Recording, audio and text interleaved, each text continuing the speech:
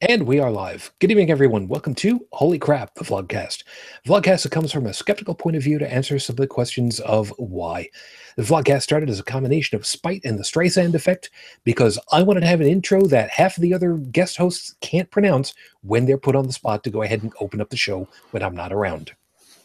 Part of this is to follow through with the old adage, sometimes the journey is more important than the destination. Yes, Dalan, that was all for you. I am your main host. I'm known as Shujin Tribble all over the place. You can find me under that name pretty much anywhere. Like I said, let me introduce you to back high Dalan from the top left-hand corner of the bingo card of North America. Good evening. It is good to be back. About 3/4 strength, so let's see how the week goes. Fair enough. So we watered down the whiskey for him. Got it. Shut up. From north of me, just over the border into Ontario, Canada. Good morning, Heretic Woman. Good morning. South by south, hot air in the middle of an electrical storm outside of the capital. Good morning, UnrenownedTech.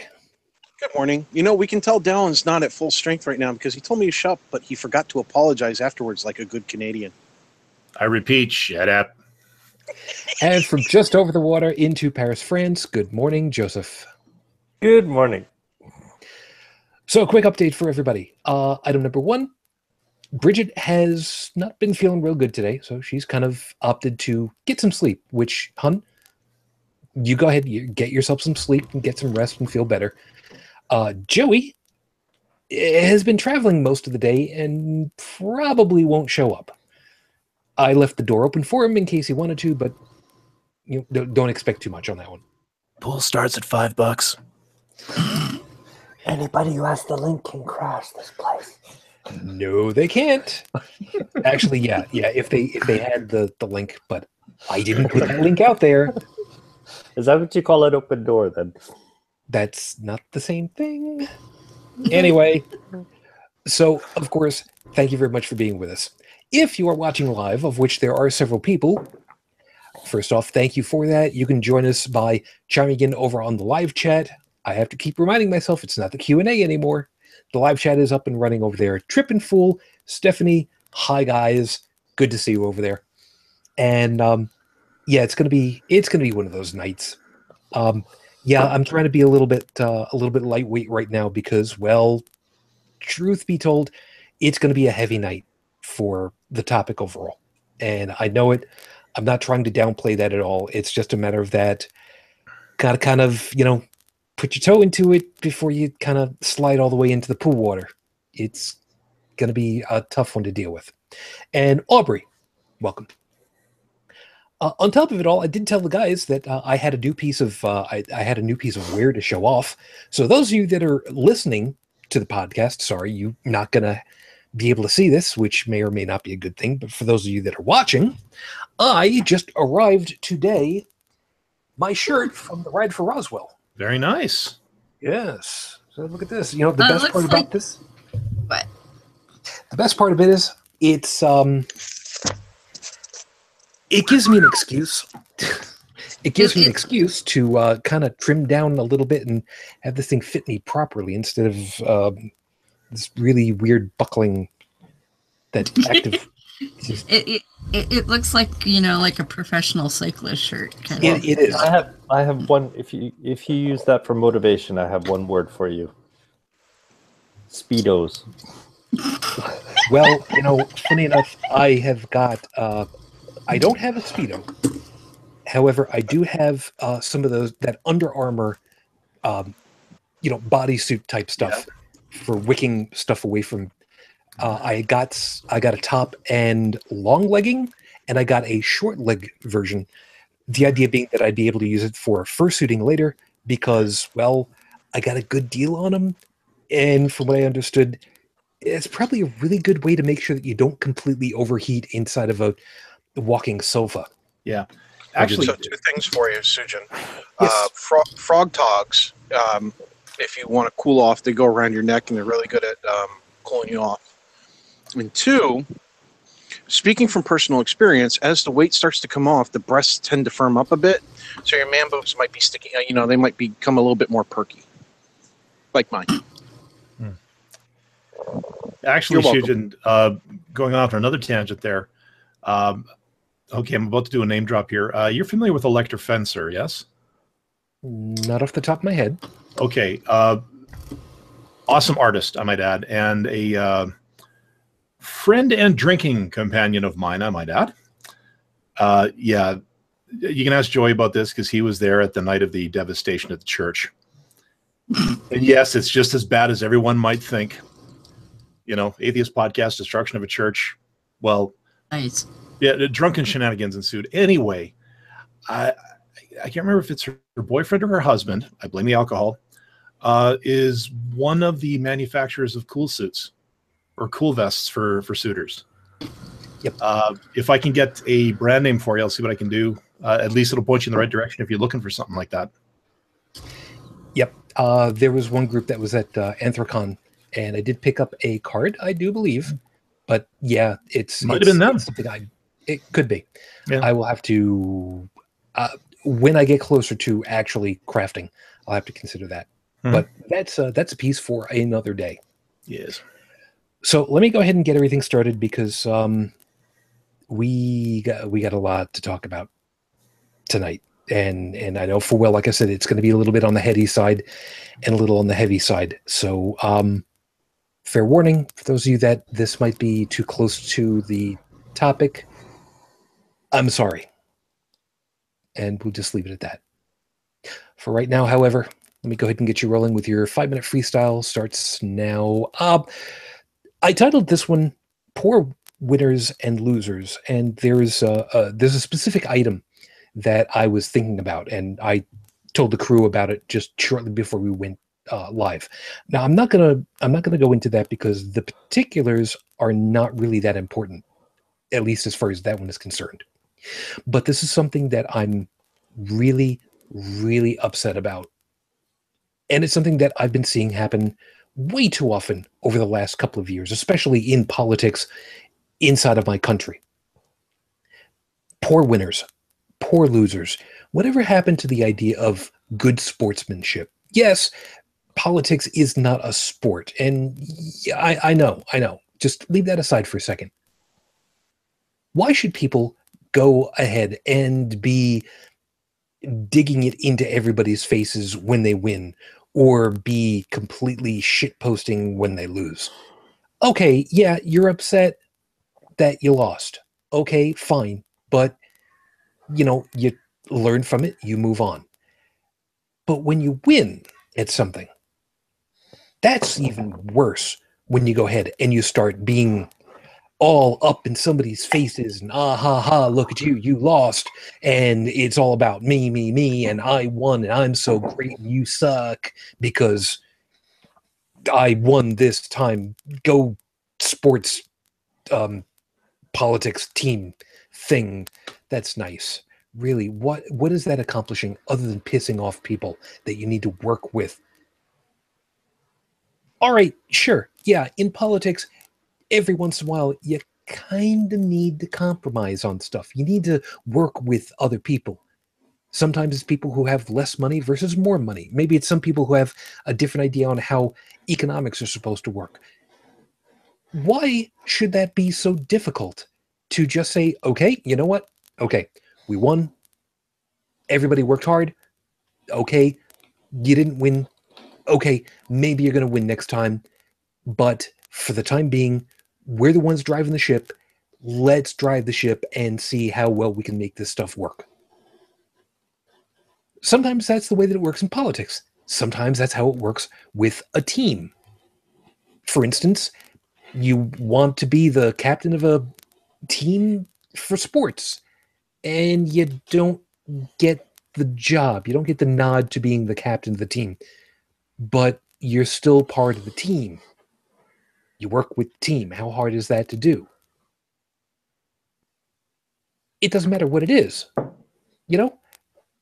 Why is it so hard for people to do this? Why has this become such a it's all or nothing? I'm really getting upset about that because it's like people don't know that other people are worth. Think about this a second. You want things to work right.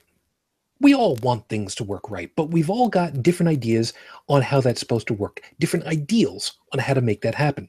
We want to make things better overall, but the question is, who do you want it better for? Do you want it better for a group? Which group? And even more so, why? How do you want it to be better? What's the measure? Is it just because you want to have control over a particular item? Well, that's all well and good. And you won a position where you've got that kind of power and influence. You know what? Way to go. Congratulations. Big freaking whoop. Now that you got it, what are you going to do with it? Am I specifically talking about politics? Sometimes yes, sometimes no. You know, we're all in this together. We've heard this expression over and over again. Sometimes it's about politics. Right now, a lot of times, it's about politics. But it isn't always. It could be something like, I don't know, climate change. The planet itself. And why would I be specifically singling that out? Because this week, just a couple of days ago, here in Western New York, Erie County, New York, we had a tornado touchdown. Knocked out power for my street, for my house, for about 18 hours. One of the towns over, yeah, for them it was a little bit more than that. We're all in this together. Why can't we just act like it? You won one position of power. Great. Now what? As one great president used to say, what's next? Episode 171 on the docket, Your Honor. Tonight we are specifically talking about suicide. No fancy labels, no cute names for it, no special nothing. We've had a really prominent death in music, originally attributed to suicide. Don't know if it still is. I've heard that some people are looking at it as possible homicide instead, but I unfortunately have heard about a suicide during this past week that was difficult, to put it mildly. I cannot give any more information beyond that other than to say that I hope that a particular person and several people are dealing with this as best they can with the knowledge that they have people to help. So we're going to be talking about that, and if this is not your cup of tea, this might be an episode you might want to skip. But unfortunately, there's the other side of it, which is if this is not exactly your cup of tea, maybe this is exactly the reason why you should listen to tonight's episode. Heretic Woman, I went looking for any new news. I don't have anything from this past week. No, I don't either. Yeah, and I went ahead and I redid my numbers because, well, I screwed up last week. I added manually and I added incorrectly. No worries. So, as of the recording of tonight's show, Rafe Badawi has been incarcerated now 5 years, 1 month, 6 days for thought crime in Saudi Arabia for no good damned reason. Our thoughts and our hopes are still with you and your family. And interestingly, there was the story this week in Saudi of the young lady who posted a video while wearing a sleeveless top and a mini skirt in public. That. Apparently, they tracked her down and arrested her, but let her go without any charges. So, you know, maybe international pressure is making these fuckers think. I don't know. Well, the trouble is with that, in this case, yes. I mean, it went viral. If they went through with the whole Islamic thing that they were going to do, and yes, I said Islamic. If anybody wants to dispute that, come on. That's what Sharia is. Yes, indeed. Anyways, yeah, in this case, they would have had a huge egg on their face. Is that going to start backdating towards some of the other stuff that happened before they realized just how big the spotlight was? I don't think so. And plus, and I hate to say it, Rafe's a guy. Yeah, there's not going to be the same kind of pressure that you're seeing exerted elsewhere these days. Yeah, which is unfortunate. It's messed up. Yeah. So, suicide is... this is not a topic to be taken lightly. No. This is something that unfortunately happens in some circles, happens with far too much regularity. And anything over than zero, anything other than zero, I would normally say is a bad thing. However, I want to get this piece out of the way straight away. We are not talking about medically sound euthanasia. Right. That's a completely different topic for another day. This is the cessation of one's life as a last-ditch effort to alleviate sadness, depression. It could be a host of different possible reasons. But we're not talking about we're not talking about right to life or right to dignified death. We're talking about something that is a completely different animal. And I wanted to make sure that I got that out of the gate, because I don't want to have that discussion tonight. That's not what we're here for. We're here because typically depression is something that predates suicide in a lot of cases. And it's seen as a possible out, either to alleviate that depression or because, well, I don't matter. I really don't matter. I can see that, so why should I be bothered taking up space? I should just not even bother being here. And, well, you can't unring that bell, as the expression goes. Yeah. So let's deal with the biggest piece of it all. Possible causes.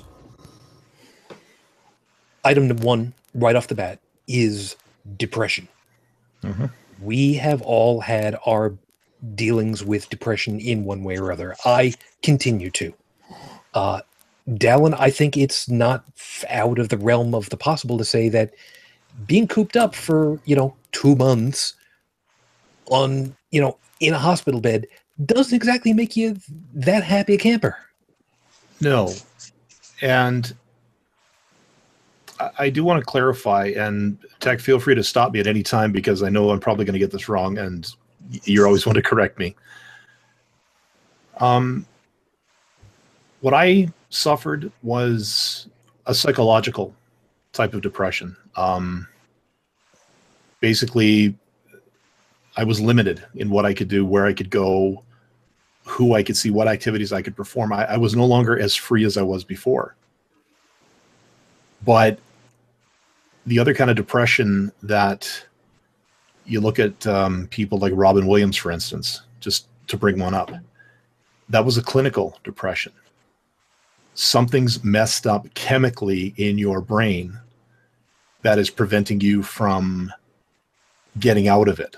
Like myself, I talked to a few counselors. I went through some mental exercises. I I was able to pull myself out of whatever funk I was in without the need of any kind of mood altering drugs or anything like that. So for me, it was purely psychological, but there's another form of depression that, actually needs to be medically treated. And sadly, that particular one is very stigmatized these days.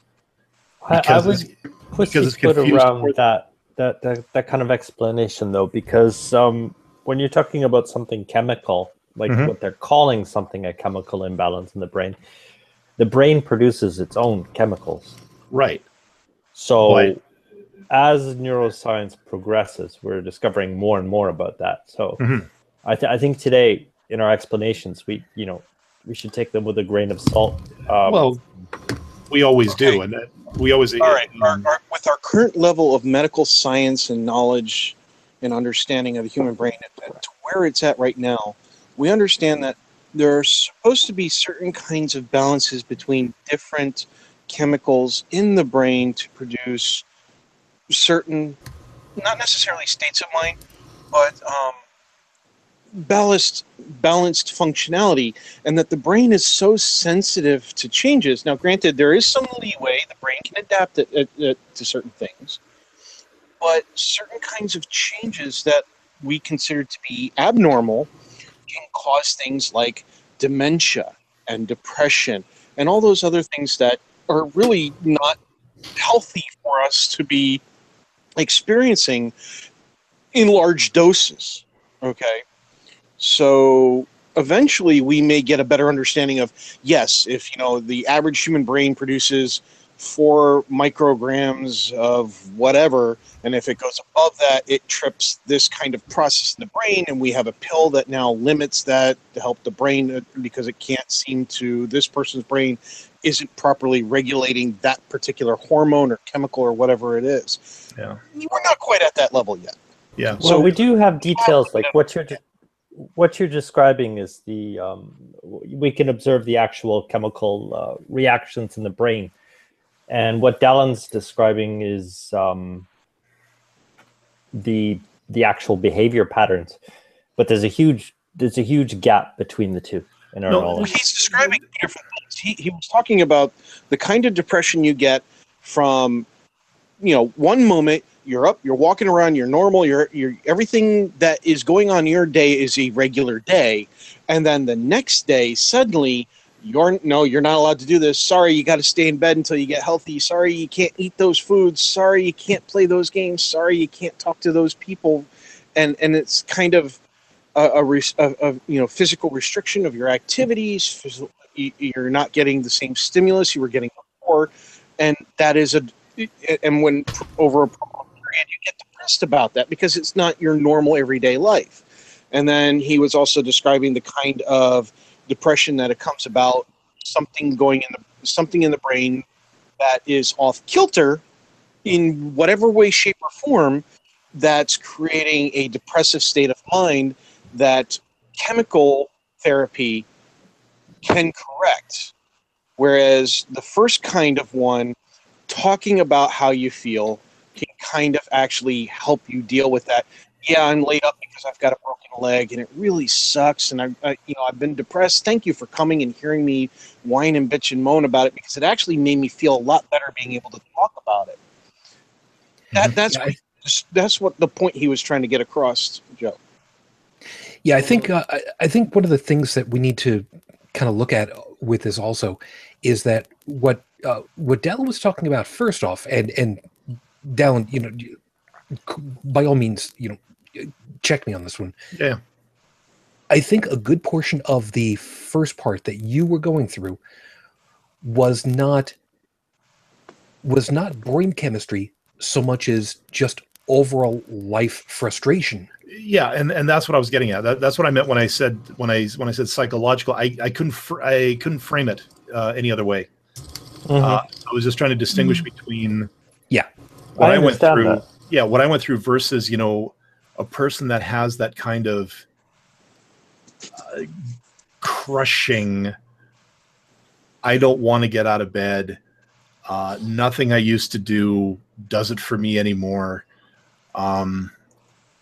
you know, the kind where a psychologist, not a psychiatrist, but like someone who is actually on the ball and is not trying to push pills, looks at it and goes, yeah, let's get this person in for a battery of tests. Oh, look, I'm seeing elevated levels of chemical X. Again, I'm not a neuroscientist, so I can't tell you what is what.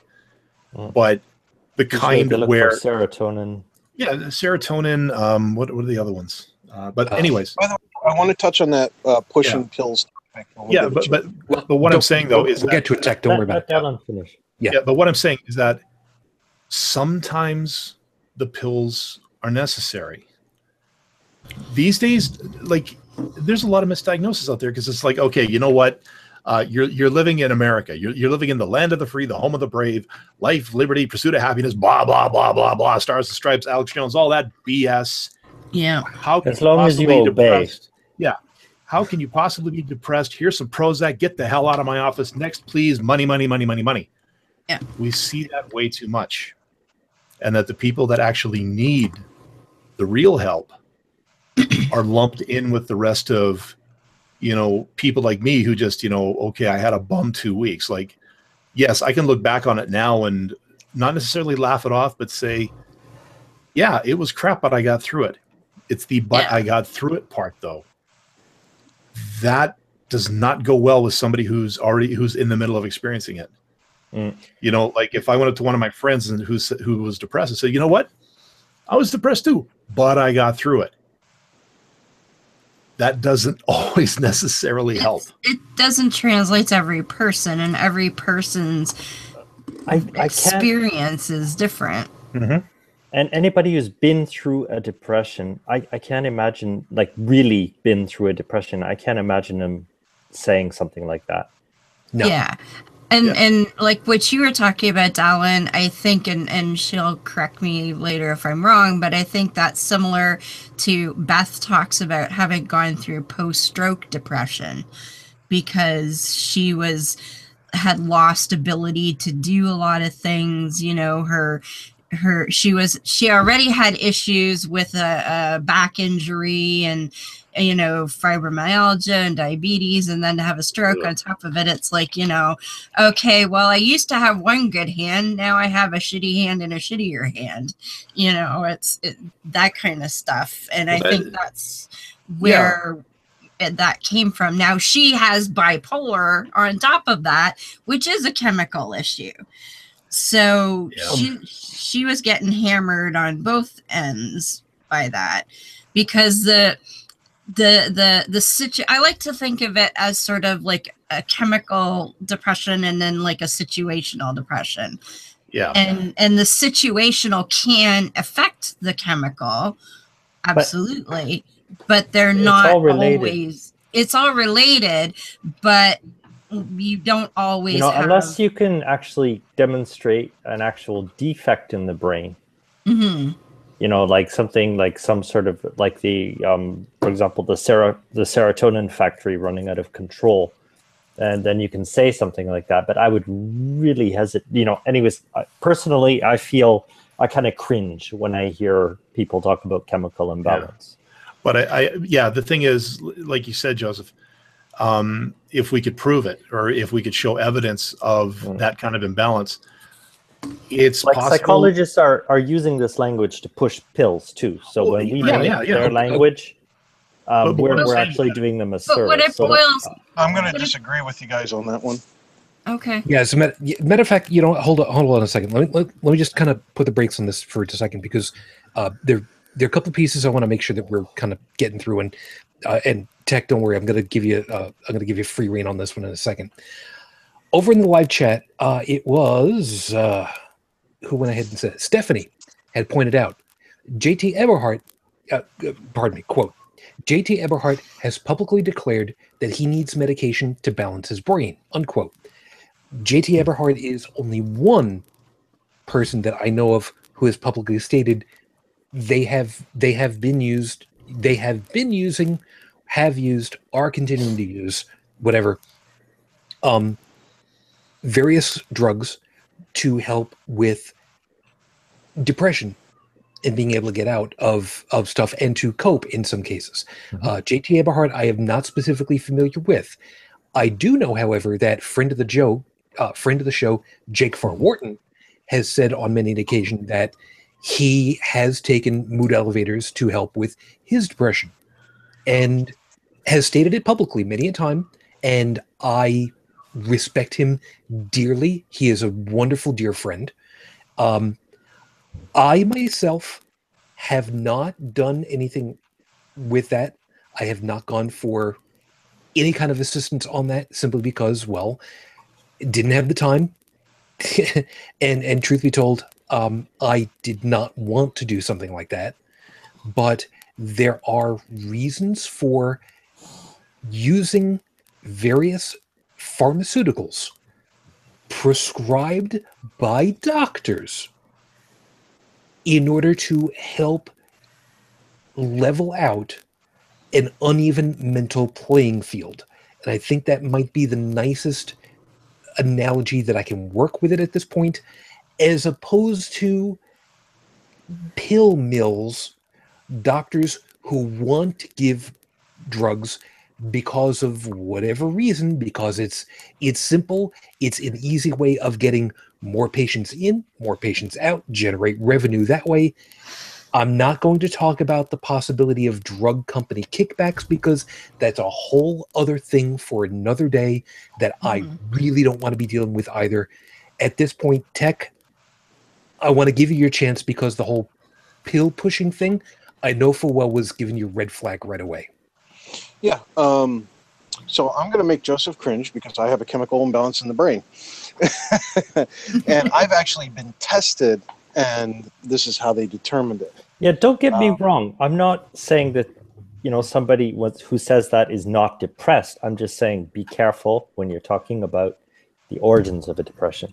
Oh, of course. Well, in the case of me, the origins of depression are genetic. And unfortunately, it does travel in my family. Do you have evidence of that? Huh? You have evidence of that? We have evidence based on family history. It's followed along my family line on my father's side. Okay. And it also said, you said too, Tech, that you were tested. So it exists as a some kind of documented proof somewhere. So, correct. Yeah, you see, that's what I was talking about. It's not some whatever ugist saying this person's depressed, give him Prozac. It's no, this guy had his brain tested. There is something not quite right there. He needs this to level himself out. That's where I make the distinction.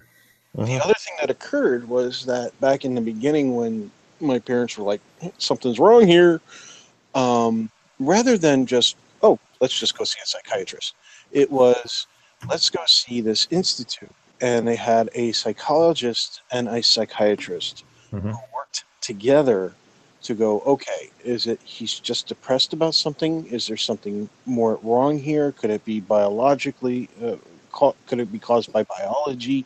So on and so forth. So there was an interview process, basically. And there's a lot more institutes who take that approach now. Yeah. I know of a couple that do, versus one or two back when I was a kid. And it has a higher success rate of filtering out those who just need to really talk about deep-seated problems, possible solutions, changes to lifestyle, that sort of thing, versus those who, you really do need to take this injection or the serotonin supplement or whatever the case might be for them, because everybody's different. And I've noticed that some people that have called psychiatrists pill mills do so because when they see people who are going on, who first go in and like, they're on this drug, now they're on this drug, now they're on this drug, now they're on this drug again, but now it's a different dosage. Now the dosage is going up, and now the dosage is being spread out over 3 pills over this many hours. And what's happening at that point that a lot of people don't understand is that the psychiatrist is actually trying to go, okay, let's start with this particular drug first because it has the highest success rate. Okay, this person is one of those 20% that it doesn't work on. Like, for example, I actually was on Ritalin for a little bit. Guess what? I'm one of that lovely smaller percentile of people who, if they take it, they get violent. Yeah, I can't take that. I was off that real quick. Okay? Not to derail too much, but the process you've just described is exactly what I went through with the medications I'm on.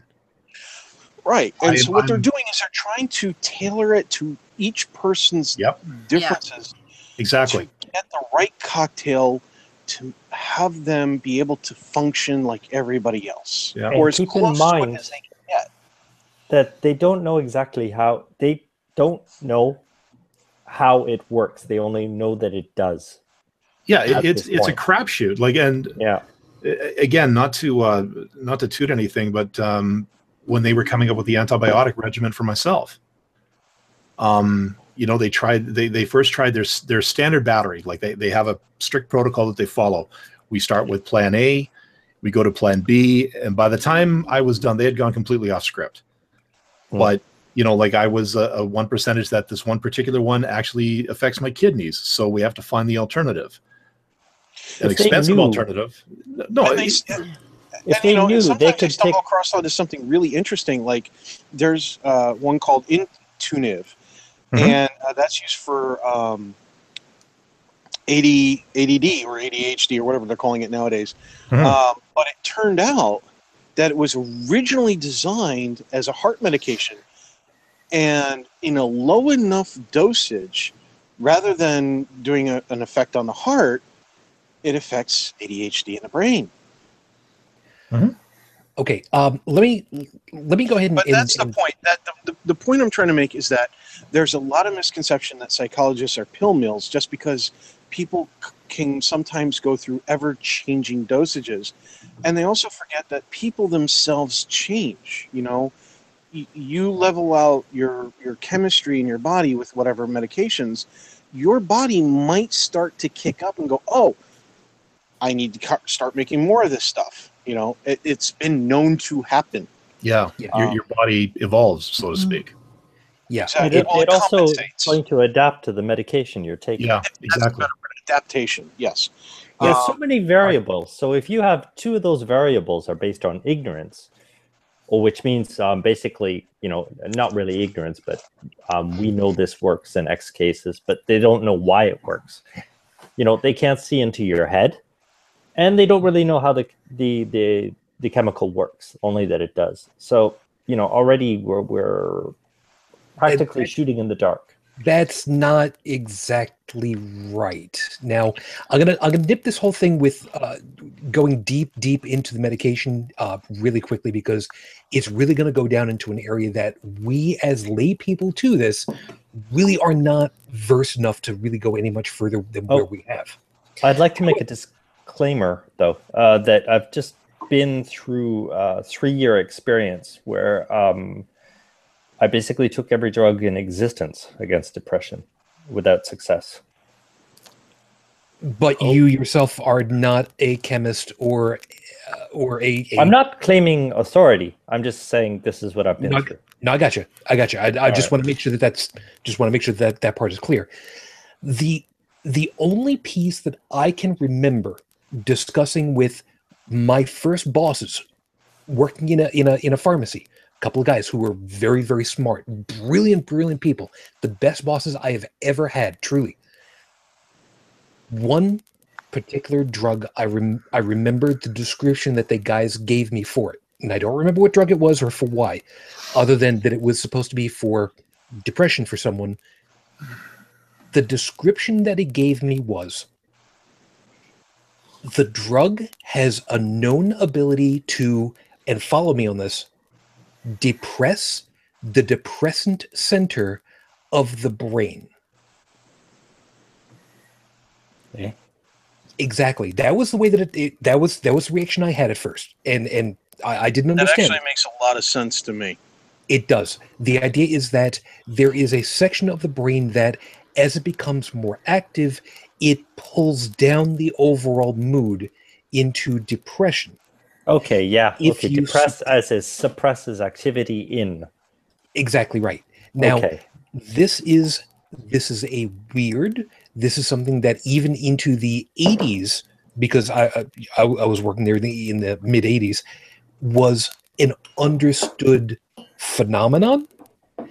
Now that we have functional MRI and stuff to that extent, we can much better measure what is happening in various brains, people who have been diagnosed in certain ways, to see what the brain activity looks like and what various medications are doing to those brains in order to get a better feel for what they are and to, as Dalan said, follow through a protocol. This tends to work 85% of the time. Let's start there. The pill mill idea of claiming a doctor is doing a pill mill thing because they're tinkering with which medications to work with in what dosages. Every drug has side effects, no matter how minuscule. You have to try to figure out which works best with the least number of, or the best managed side effects. Yeah. And that's where it gets crazy. And the pill mill accusation is not one to make without evidence. No, very much so. Something as common as high blood pressure, I've gone through something like 6 medications with that because of different side effects and whatnot. Yeah, chemistry is not an exact science. Biological chemistry, even less so. They call it the art of medicine because you have to weave and bob through a whole bunch of different things to find the right combination. There's a reason why doctors call their facilities a practice. Yeah. But not only that, every human body is a moving target for chemistry.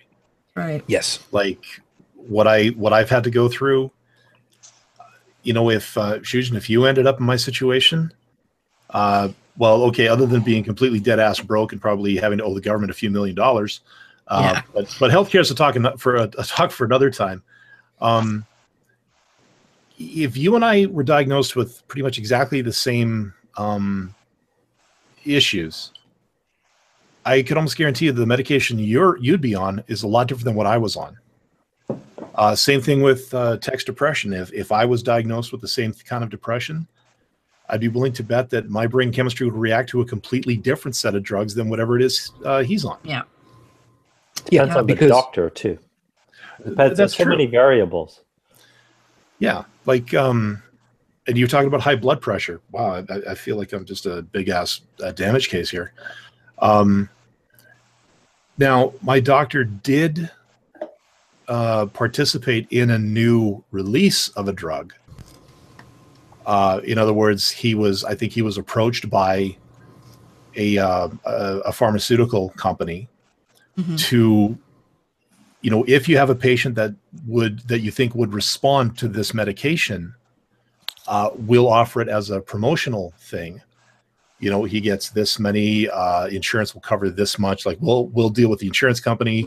He gets a free blood pressure monitor, and I got that one. And actually now, ever since I've been out of the hospital, I've been off that one because they say it's actually too powerful.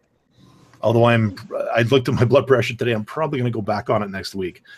But well, when you're on a steady drip of a blood thinner, the last thing you want is to drop your blood pressure because shit stops moving.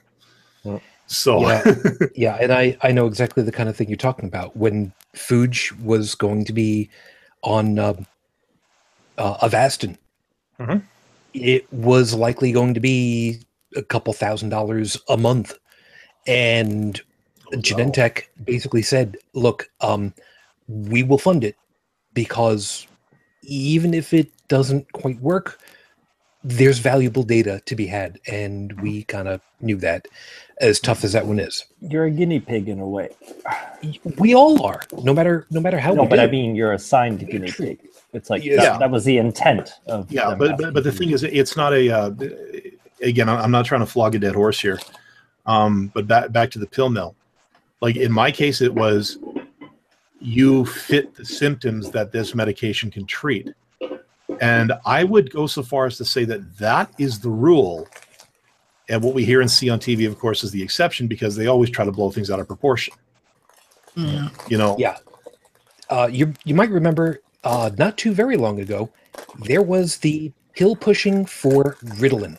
And hold on a second, where kids were being diagnosed as ADHD by the barrelful. Yep. And just put them on Ritalin and everything was going to be fine. And it was kid after kid after kid after kid. As the expression goes, you know, when all you've got is a hammer, everything looks like a nail. And that's a problem. That truly is a problem. And whoever that is that's crunching, that's coming straight through your microphone. Yeah, me, sorry. Thanks. If you're not going to share with the rest of the class, you know.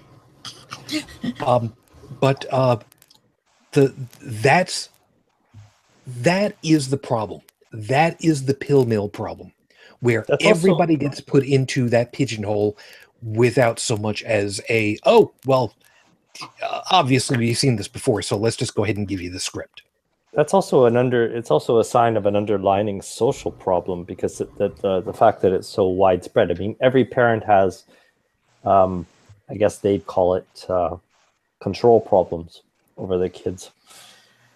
And I don't agree. I think so. Why are they prescribing this? Because it's in vogue. Because it's the new. You don't take your kid to the doctor. No. I'm looking at it from the doctor side of hyper prescribing. And yes, I'm probably using a really bad term for it. But why is the kid there in the first place to be diagnosed? Because it's usually behavioral issues. Yeah, that's what I'm saying. Yeah, if they're acting out at school, if they have impulse problems, for whatever the cause, you get referred, you get told your kid needs to see a psychologist, a doctor of some kind, before they will be allowed back into school because they got into fights for whatever reason. Don't know what the underlying cause is. Then you go to a doctor, and then for me, I add an extra level. For me, there's also a problem with school then. Well, now see, that's the problem with psychology. How many variables are there? Well, what it's variables? Horribly complicated. That is the understatement of the night. Mm-hmm.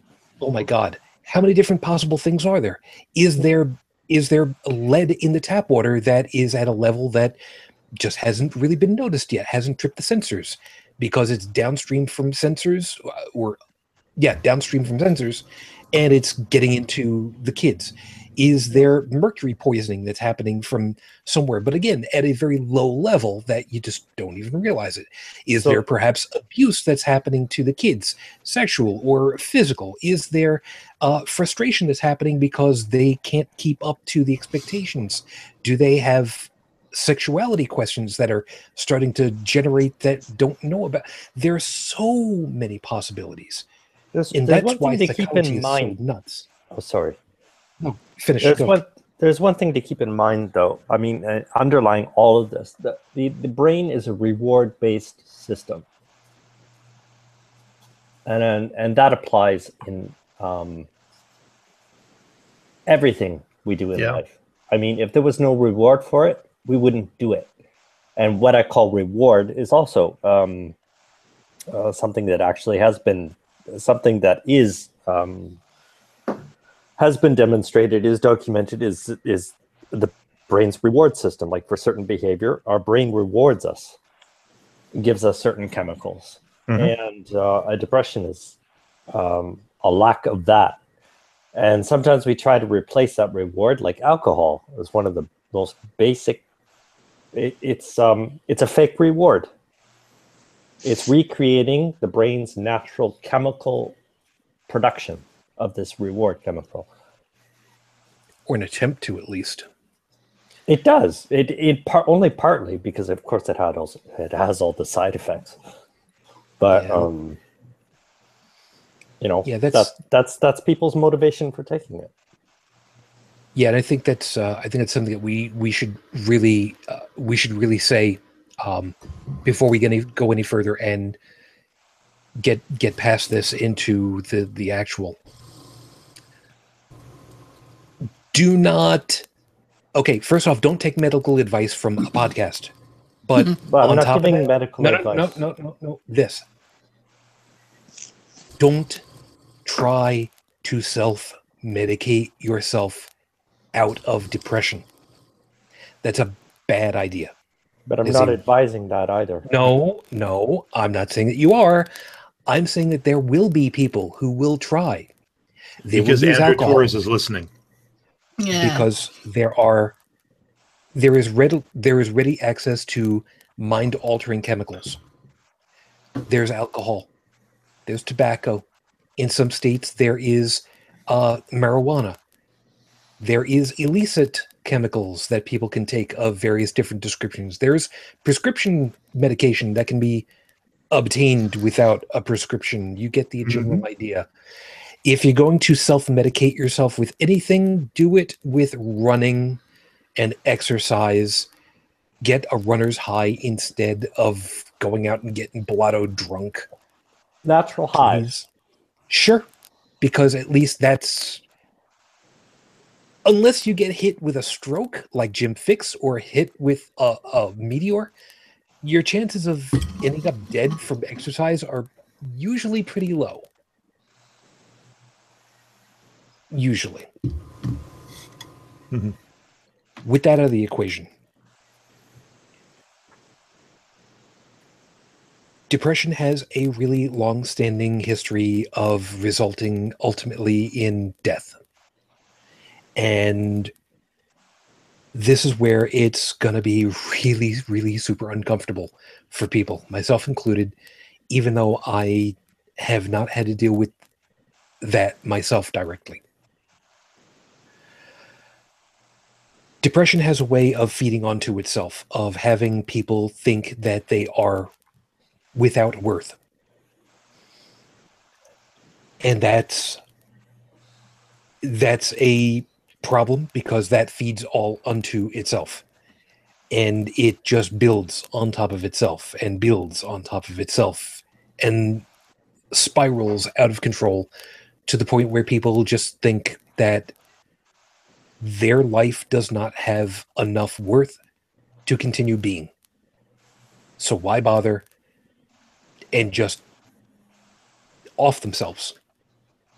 Yeah. Or worse, fail at it. And I say that that's worse because then you have to deal with the after effects of whatever you tried to do to yourself, which could be that you maimed yourself, that maybe you tried to hang yourself perhaps, and you now have permanent brain injury. Or you shot yourself and now you are paraplegic. Or any of a host of different things that, well, you couldn't even kill yourself. You're so useless. And then, well, what can you do? You can't even run yourself down a flight of stairs because you're stuck in a wheelchair that won't let you. Is this a list of how to kill? No. No, this is pretty tame. But okay, I'm gonna drop that. No, society's not helping much either with the television screaming at you that you're ugly, you're sick, you're unworthy, there's that to consider too. But I think it goes beyond that, in that you start the spiral and you start off, and again, we'll go with it. We'll say depression. That seems to be the number one here. Somebody will probably say there's definitely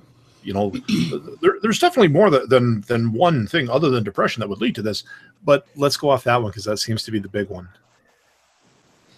You've got that feeling of loneliness, isolation, no motivation, and you try to communicate that to people around you, and what are you met with? Indifference, patronizing, denial, patronizing. Yeah. I want to add one. I'm going to make this even more complicated. Sorry. Go for it. But there's a huge difference between a depression in somebody who thinks autonomously and somebody who, I call it survive through imitation, which means for somebody who thinks autonomously, yeah, you're going to have a genuine... Okay, society in general, I don't think most people think autonomously. I think they're more conformist than anything. And you take somebody who thinks autonomously in a society like that, well, they're not going to fit in. Mm-hmm. They're going to have problems relating with everybody around them. Well, imagine, okay, the so-called, let's take a classic example, the so-called black sheep of the family. Usually it's a critical thinker in, say, a religious family. Yeah. Of, you know, people who live by the good book. You know, they basically follow somebody else's example for their survival, whatever. You know, that's how they operate. So they're not gonna be able to relate. So that's gonna probably enhance whatever depression the person feeling it. And you may have seen the memes that go around that talk about, you know, if you talk to someone else who had a different type of illness this way, and it shows, like, you know, the person that's got a giant gash across their head, it says, have you tried not bleeding? You know, or the person with a broken leg, it's like, well, you know, if you really think, you know, hard enough, it won't be broken, you know, that kind of bullshit. Yeah. And because it's only coming from a person who's never had that problem. Yes. I mean, but because people can't quantify it, they can't see it, they can't, you know, it's not visible. They just assume, well, you know, like somebody said, well, it's all in your head.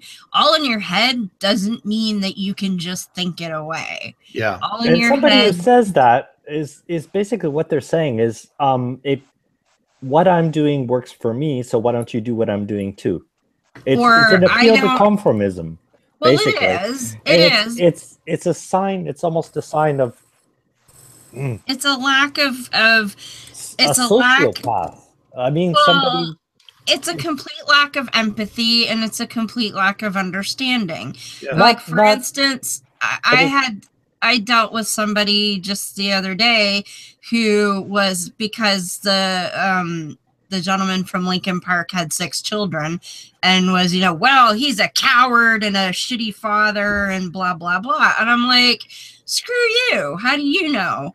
You know, the man had an illness. How dare you condemn some? I said, do you go around telling people who have cancer that die that you're a shitty father because you died of cancer? Like, no. And it's because that person had zero understanding and empathy, because that, you know, the man died of an illness that person couldn't quantify. Well, and it makes me so angry. Yeah. And actually, I go back to thinking about Robin Williams. No, he was clinically depressed, as I recall. Like he was one of the ones who was medicated. He had something wrong. Yeah. And I remember catching. I'm going to fry for this, but I remember catching part of a article or something that Henry Rollins wrote. Henry Rollins, former frontman of the punk band Black Flag, bit of a poet. He did a lot of, but he came out and basically said exactly the same thing Heretic Woman's person said, that Robin Williams took the easy way out, that he wasn't strong enough. He didn't fight hard enough. Not everything he does. Yeah, I just want to smack someone in the face that says the thing is, my respect for that guy plummeted through the floor the second I heard that, because it just did for me. Yeah. You know what? And I'll try to find it, because I don't want anyone to think that I'm just, you know, saying this. But when I read that, I thought, okay, look, I listened to your poetry, and I use that term loosely. I remember your journal entries from getting in the van when you first started in Black Flag, and that you were depressed, you were thinking of killing yourself. But what I have to wonder is, Mr. Rollins, were you going through the same thing I was going through, whereas I was having a shitty time, but once I was removed from said shitty time, my life started to get better? Yeah. Or were you suffering from the thing that no matter what I do, no matter what kind of stimuli I bombard myself with, nothing helps, I need medicine? Because if you were the latter, well, okay, actually, whether it was the former or the latter, you still had no frickin' right to say what you said about Mr. Williams. Yeah, that's right. If you were the latter, I could probably sympathize a little bit more because, well, yeah, you'd been through it, you could relate. But if it's just the former and you were removed from said shitty situation and, things started to work out, then, buddy, yeah, you got no right to say anything to it was criticize like something like that. the guy that I was talking to is like, well, he is a father. He could have gone and got, treatment, and it would have been, I'm like, do you have any idea, like what we were talking about? It takes months and even years to get the right combination. How the hell do you know he wasn't getting treated? That's such a, you just well, you committed suicide, therefore you're a loser and you're a coward and you didn't know how to fight and all of this. Well, and think of the pressure. I know. You've got him. The people who have, like you say, no matter whether if they won the lottery tomorrow, would still be fighting with this because it is in their body. Yeah. The people who don't have that experience, and I mean, I don't have that experience, but I learned from a dear friend of mine who did lose his battle with bipolar disorder many years ago, and I wrote a piece about it a couple of years ago when I was still doing Secular Savior. We talked about this topic, and one of the biggest things, like if you were to look at my friend, he had a promising university career. He was looking at becoming a teacher. He was a talented artist. He had a good family. He came from a family that, they weren't super rich, but he was one of the few of us that had his own car back in university because they gave him one. He would have had no complaints about his life. If you'd have asked him, he would have said, yeah, I have a pretty good life. He was bipolar. He could not help it. And I remember after one of his episodes, because I was a 18-year-old kid, I didn't understand why my friend would just suddenly get up and disappear and go live on the streets with other homeless people when he had his own car and a family who loved him and paid for a university residence. I didn't understand. And I talked to him about it, and he told me, and this has stuck with me for the rest of my life. And this is why I get so passionate about this, is because he got me to understand what it was like for him when he said that. And I wrote this out, and I'm talking here about when I talked to him about it, and I said, I talked to him some more, and I began to understand that this was a medical condition that Mark, it was his name, had no control over. That what he felt didn't even make sense and wouldn't make sense because it wasn't based on anything tangible in his life, but it was his brain betraying him because he didn't understand it either. And I said, the one final thing that he told me, the thing that I will never forget, the thing that pulled everything into sharp focus for me, quote, "When I walk down the street and look at the ground, I know that the cracks in the sidewalk have more value than me." But that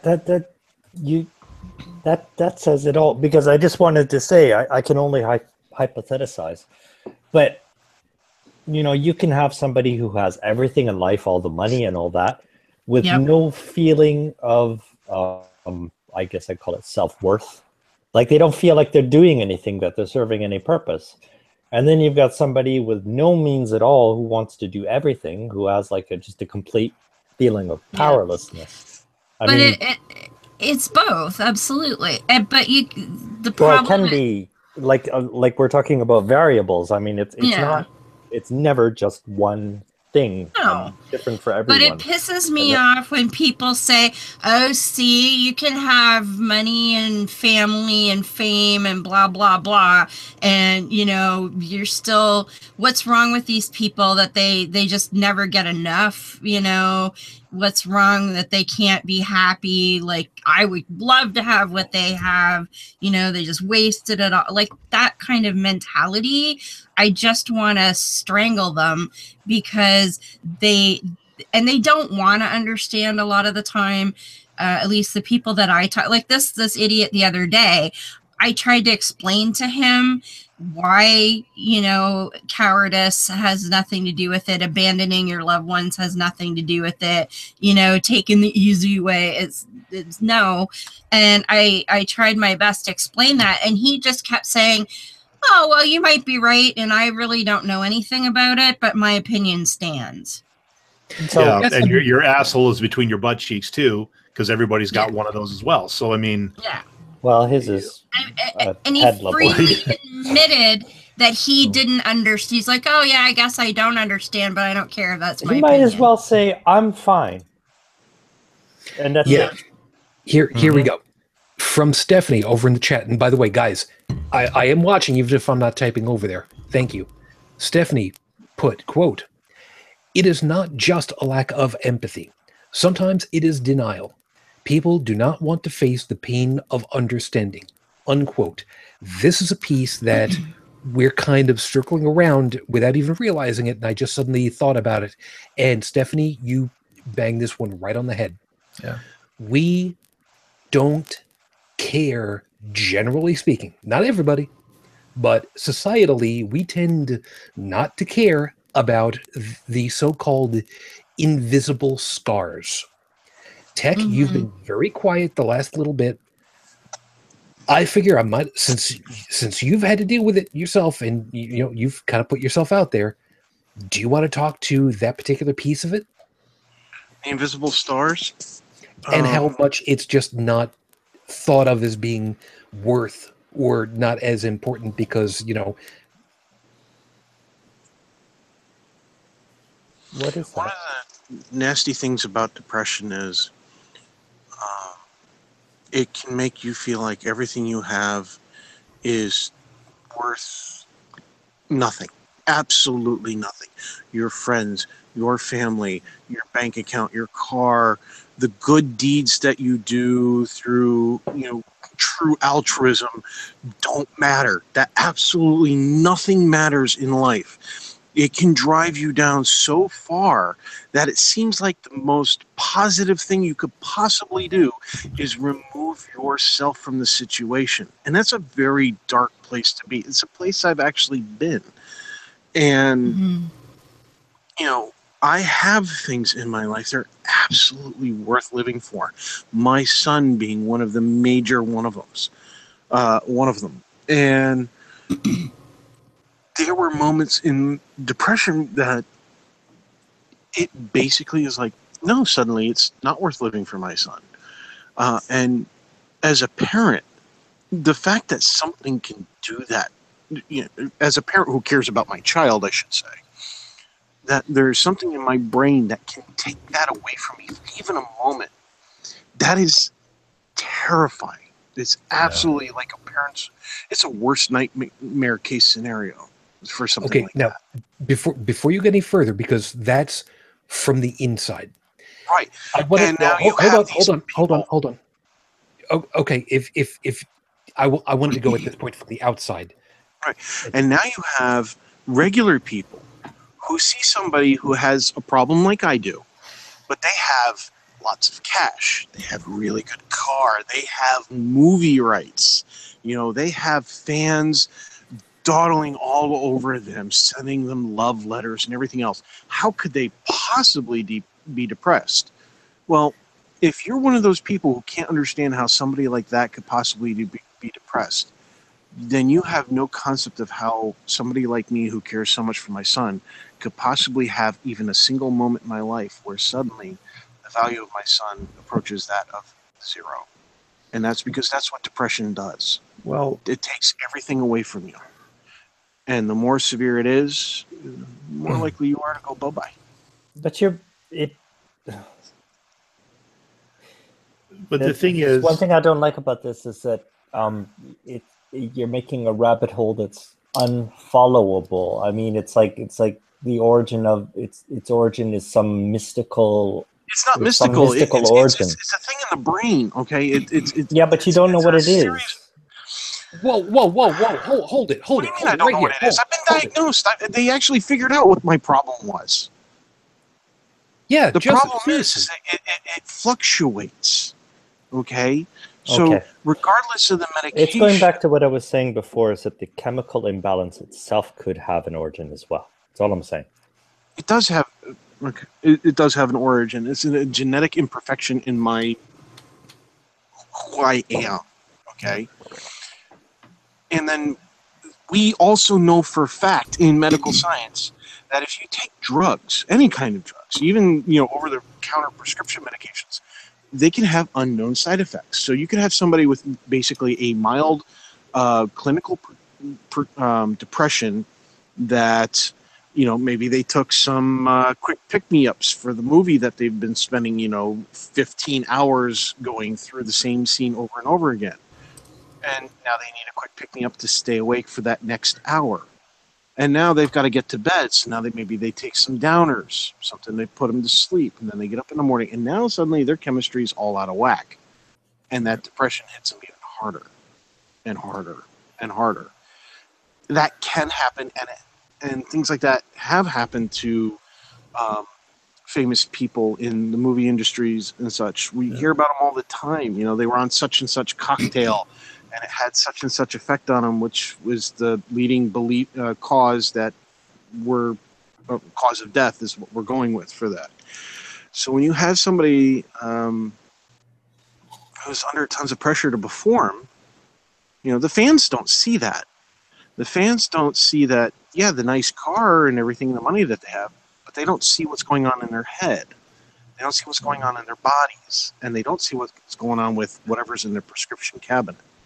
And the other thing too, it was mentioned earlier about rich people. They have cars, they have money, they get all these love letters. I want to share an experience that I had. Hate mail. Well, there's that too, but no. Hey, hate mail it's even hate mail's an acknowledgement. Yeah. No. I had the opportunity to meet personally someone of whom I'm a very big fan.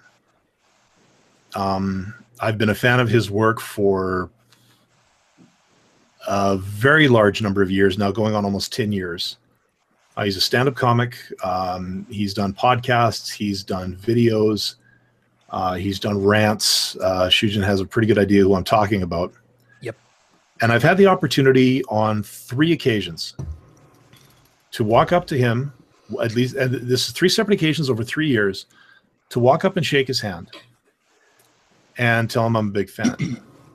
Now, the 3rd time, I figured by that point he'd have a pretty good idea who I was. He didn't. And the thing about when they say, well, he's got money, he's got this, he's got all these fans. Yeah, you can have all the fans in the world, but you don't know who they are. If they've personally replied to you via a letter, unless that sucker's handwritten, I can guarantee you it's a form letter.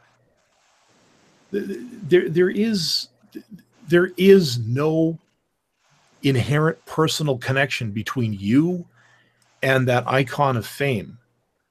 Yeah. You mean nothing to them except, oh, you bought my DVD? Great, I just made $20 off you. Go me. Unless you actually do form a friendship or a relationship with that person, you can have a million fans. You'll never know them all. They'll never know you, and it doesn't matter. All you see is what they show on TV or what crazy thing you did that made the papers. There's a lack of personal connection, and I go to that because my senior year in high school was probably one of the most psychologically messed up years of my life. I'm not speaking because I was 18-year-old kid crazy on hormones. Is because my English teacher was a freaking psycho. Because for that entire year we talked about teen suicide. We saw the movies. There's a song by Queen, "Don't Try Suicide." It actually was the backing track of a film we watched on teen suicide. We read a book called, I think it was Ordinary People, which I think became a movie with Donald Sutherland and Mary Tyler Moore. And it was about a son who had failed to commit suicide. And it was the other side of it, you know, him trying to get back to his life. And like, he was head of the swim team. He tried to kill himself. He went back to swimming. And then partway through the movie, he stopped again. And as soon as his mother found out that he quit the swim team, she lost it, because that was one of the symptoms that led up to him trying to kill himself. So, but what I was getting to is that I remember one scene on one of the movies I was watching. It was a documentary where a guy had slit his wrist and run away. And he just wanted to go bleed out and die alone. The police and his family went after him and they found him. And it was in that moment that he decided he wanted to live. Yeah. Because because he finally felt that he was loved, that suddenly he mattered. That's it. And if people like, I'm sorry, the lead singer of Linkin Park, sorry, I didn't know him that well, or Chris Cornell, or Robin Williams, or any of these other people. Yeah, maybe they did have families. Maybe they did have, you know, a small inner circle of people. But they obviously, or it's very possible they weren't feeling that kind of deep love that, you know, maybe a lot of us take it for granted in the real world, because, you know, we know it's there, we know we give it, we know we take it. But if something's not ticking right in your head and you need some kind of reinforcement to say, hey, look, you know, I need you to pay a little bit extra attention to me because I'm not really feeling it. Unless you get it, you know, you're going to continue down that spiral. But once you do get it, it just might be that one thing that pulls you out and says, you know what? I matter enough that I need to get this fixed. A piece of this that I was really driving towards, though, was externally, societally, we tend, and I'm speaking societally, not we individually or even we myself, because I don't do this. At least I would hope that I don't. Not very often. Is that when people have psychological issues, that term in and of itself has got societal baggage. Yep. Where we think that people, again, speaking societally, not as an individual person, that someone is quote unquote broken. Now, I may be overstating it just a little bit, but there does tend to be a stigma attached to people not being able to get the support that they need, the assistance that they require, the medications that might keep them from getting into that death spiral, quite literally, where they finally decide that the only way out is just to, well, you know, off themselves. Mm-hmm. And that's really the problem that we're, you know, eventually trying to get through to here. And it's a catch-22, isn't it? Because, I mean, as soon in a conformist society, as soon as somebody's labeled out group, when somebody's diagnosed with depression, you know, they're already labeled out group, yeah, which is going to alienate them.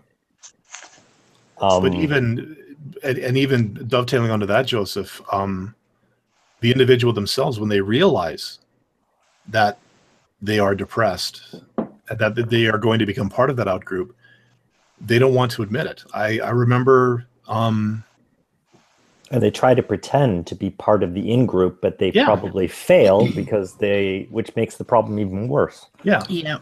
Like me, I remember I was going through some anger issues. Yes, believe it or not, I can blow my stack sometimes. Yeah. When you do, it's a beautiful thing, I'm sure. Well, you know, I'm not exactly, you know, Death So Star single reactor, but yeah. I'm not exactly. I'm not exactly Death Star leveling a city type beauty. Let's just say there's good reason for it. Yeah, but I had undergone a lot of stress. There was work problems. There was some home problems. This was post-divorce, I might add. This was actually dealing with my roommates. And I remember standing in my room, phone in hand, for about 20 minutes. I had the number queued in for a health clinic where I could go in and just talk to a counselor. You know, it's fairly high-level introductory stuff. But by pushing that button to connect the call, I was admitting that there was something wrong with me in a society where that kind of wrong carries with it a very black mark on you if it ever got out. And the thing is, if you go into a formal medical institution with that kind of problem, now there's paperwork. Like if I were to say go to start working, or if I wanted to try to work for the commissionaires for some reason, you know, go work for the police or something like that, they're going to dredge that up and go, hey, you went for counseling twice for anger and anxiety. What's going on? Okay, hold on right there. Don't go any further. And nobody else interrupt this one. Dalan, continue down that road. The concern of that information getting out, never mind to a prospective employer, but to the public then. What if my current job, it was leaked to them and found out that this guy could potentially become a ticking time bomb? What if, you know, like, okay, if I wasn't in the relationship that I'm in right now, and I was just starting to see somebody, and they found out that, oh, look, he's actually been in for anger management a couple of times. Suddenly that makes people very, well, maybe not very, but it does set a level of discomfort around you. Baggage. Yeah, it's the baggage and stigma. Yeah, and it adds to the hesitation for you to go and seek help because now you've admitted you've got a problem. The problem you've got is something that society looks at you and kind of shifts away from you, even subtly. You know, because now suddenly people feel they have to watch their words around you or watch how they act, because what is going to, and I hate to use this term, I'm sorry, Brigid, that would trigger you. You know, and I'm not using that in the same vein that, you know, it should be used. But again, I can't think of any other word at the time. The baggage that it creates adds to the hesitation, and I've said that, which exacerbates your problem and just contributes to the spiral. And it's a societal thing. We've built that up in our society that if y'all aren't happy as a clam, then, you know, there's something wrong with you, and we don't like that. It's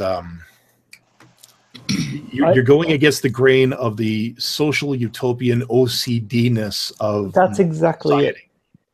Yeah. I just wanted to say, you know, I don't want to over summarize, but I think a lot of the causes of depression are caused by a conformist society. I mean, either by someone not being able to fit in with the prescribed, by whatever authority, model, as somebody who's unable to fit in, or it's by, you know, somebody who just doesn't fit in, which means somebody who doesn't think in a conformist way, who thinks for themselves. And each side thinks that the other is suffering from their own failings, quote unquote failings. Yeah. Let's, you know what, really fast. Let me go down through the list of this, because this is something that's come that you've brought a couple of times over. How can this possibly be on the same level as a genetic change or a chemical imbalance? Okay. What do you mean by level? Hold on. A personality-based depression can spiral together because of frustration, that, like what Dalan experienced. But if you have it from a different area, this can then simply become a bigger and bigger and bigger spiral that, oddly enough, tightens and tightens onto itself. Perfect example. Societally, you're expected to have a job, a decent paying job, a fulfilling job, something that is seen as being worthwhile. But for whatever reason, you can't get it because it just happens that you can't. And you try, and 4, 5, 6 interviews later, you still can't get the job that pays a significant amount of what you would like. And people think that maybe you're just not good enough, or at least you think that other people think that, because there's this expectation. Then there's the relationship status. Then maybe you can't date because you're working so hard, or you haven't been able to get a job, so you feel self-conscious about that because you don't want somebody else to think that maybe you're not as good enough. So eventually maybe you settle for someone that maybe isn't quite accepting for you, but because of all that, you don't want them to know that you've got something that's not quite right for you because you're feeling upset for yourself, and then you don't have the job that you wanted, and you don't have the relationship that you wanted, and consequently you don't live perhaps where you wanted, and then maybe you have family that's expecting other things of you, like children or where you live, or etc., etc., etc., and it just keeps going down and down and down and down. Now, what you're describing is an autonomous thinker worried about how he's going to fit into a conformist society. Because it's hard to break out of that. Yeah. Mm-hmm. And it's going to result in failure because yes, you can't, once you start thinking for yourself, it's a genie, you can't put it back into the bottle. But the problem is you're still stuck on that same deserted island with expectations. I'm going completely down the wrong way on that one. Therefore more depression. Exactly. And it just spirals tighter and tighter onto itself now. But I'm saying that understanding that is a big step towards defeating it. Yeah, and it's getting to that level of understanding that's the biggest problem. There's of course the medical issue of it, a psychological issue of it, and a societal issue of it as to how do you get to that level of understanding where you can do something about it. And that takes a lot of really hard questioning and introspection. It's something that is really an uncomfortable thing for a lot of people to do. And balls. It does. And it forces us to look outside what we consider socially normal in our society. I can't speak for places in Europe or places in other countries. I can only speak from a Canadian. At best, I can give you a Canadian perspective. There's it's like talking about sex, kind of, in that it's an uncomfortable topic, but it's been made uncomfortable by our current social codes. However they came up. Imagine with the sex being stigmatized, of course, we can relate that one to religion.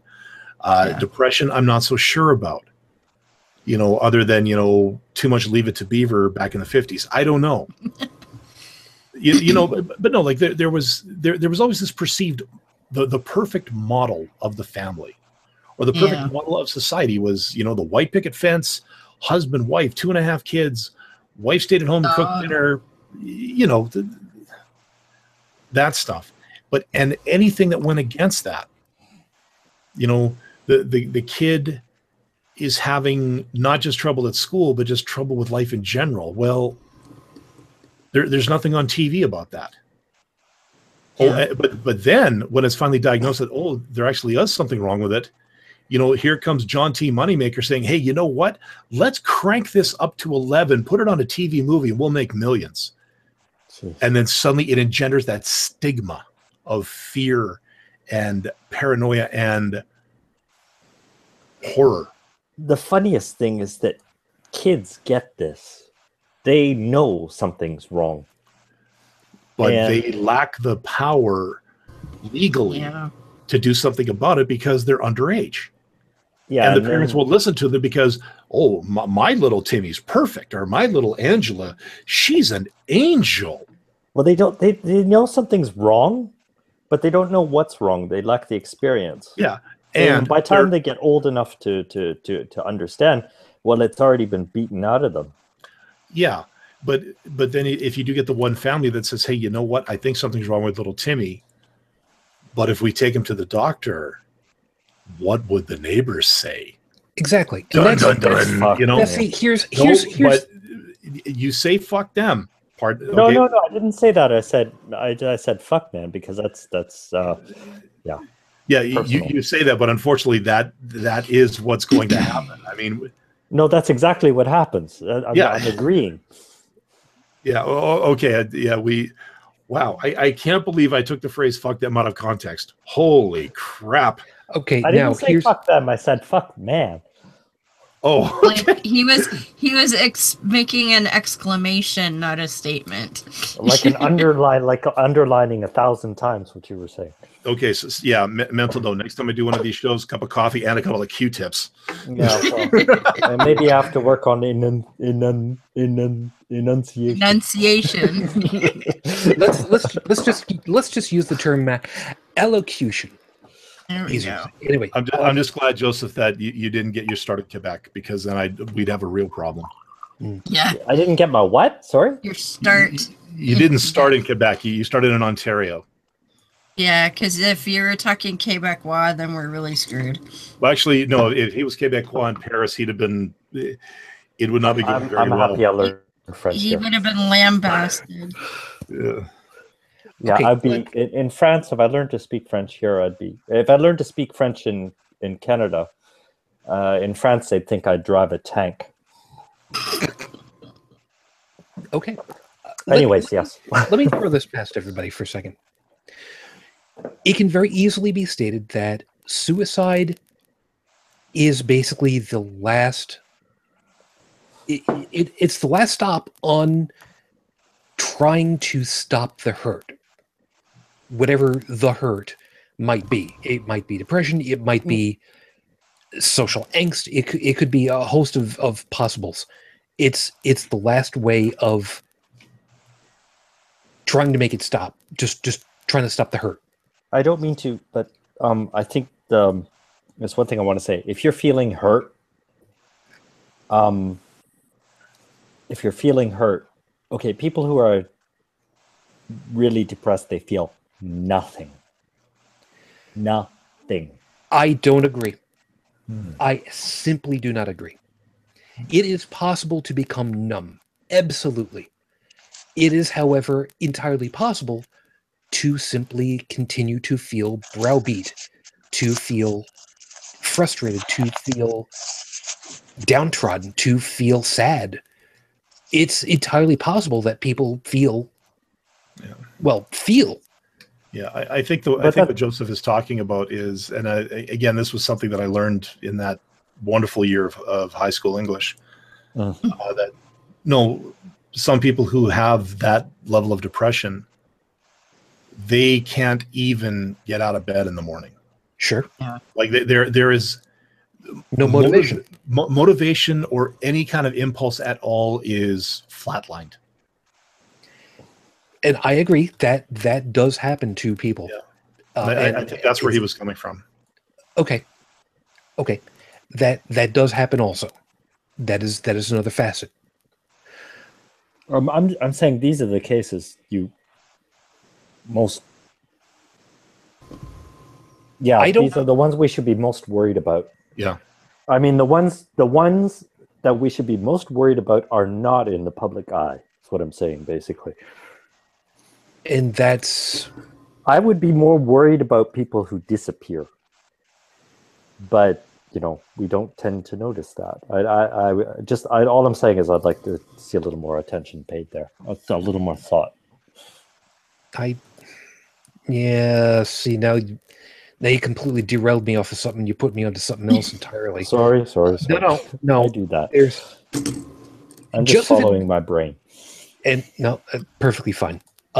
where I was going to go before was, think of how much easier it was before the information age, where if you had a bad experience where you lived, you could move a state or two over and start anew and just work from a clean slate, not have any baggage left over, and try to make anew for yourself with new people, with a new environment, with a new job, with new people that you interact with new friends that you could make, and potentially get out of that.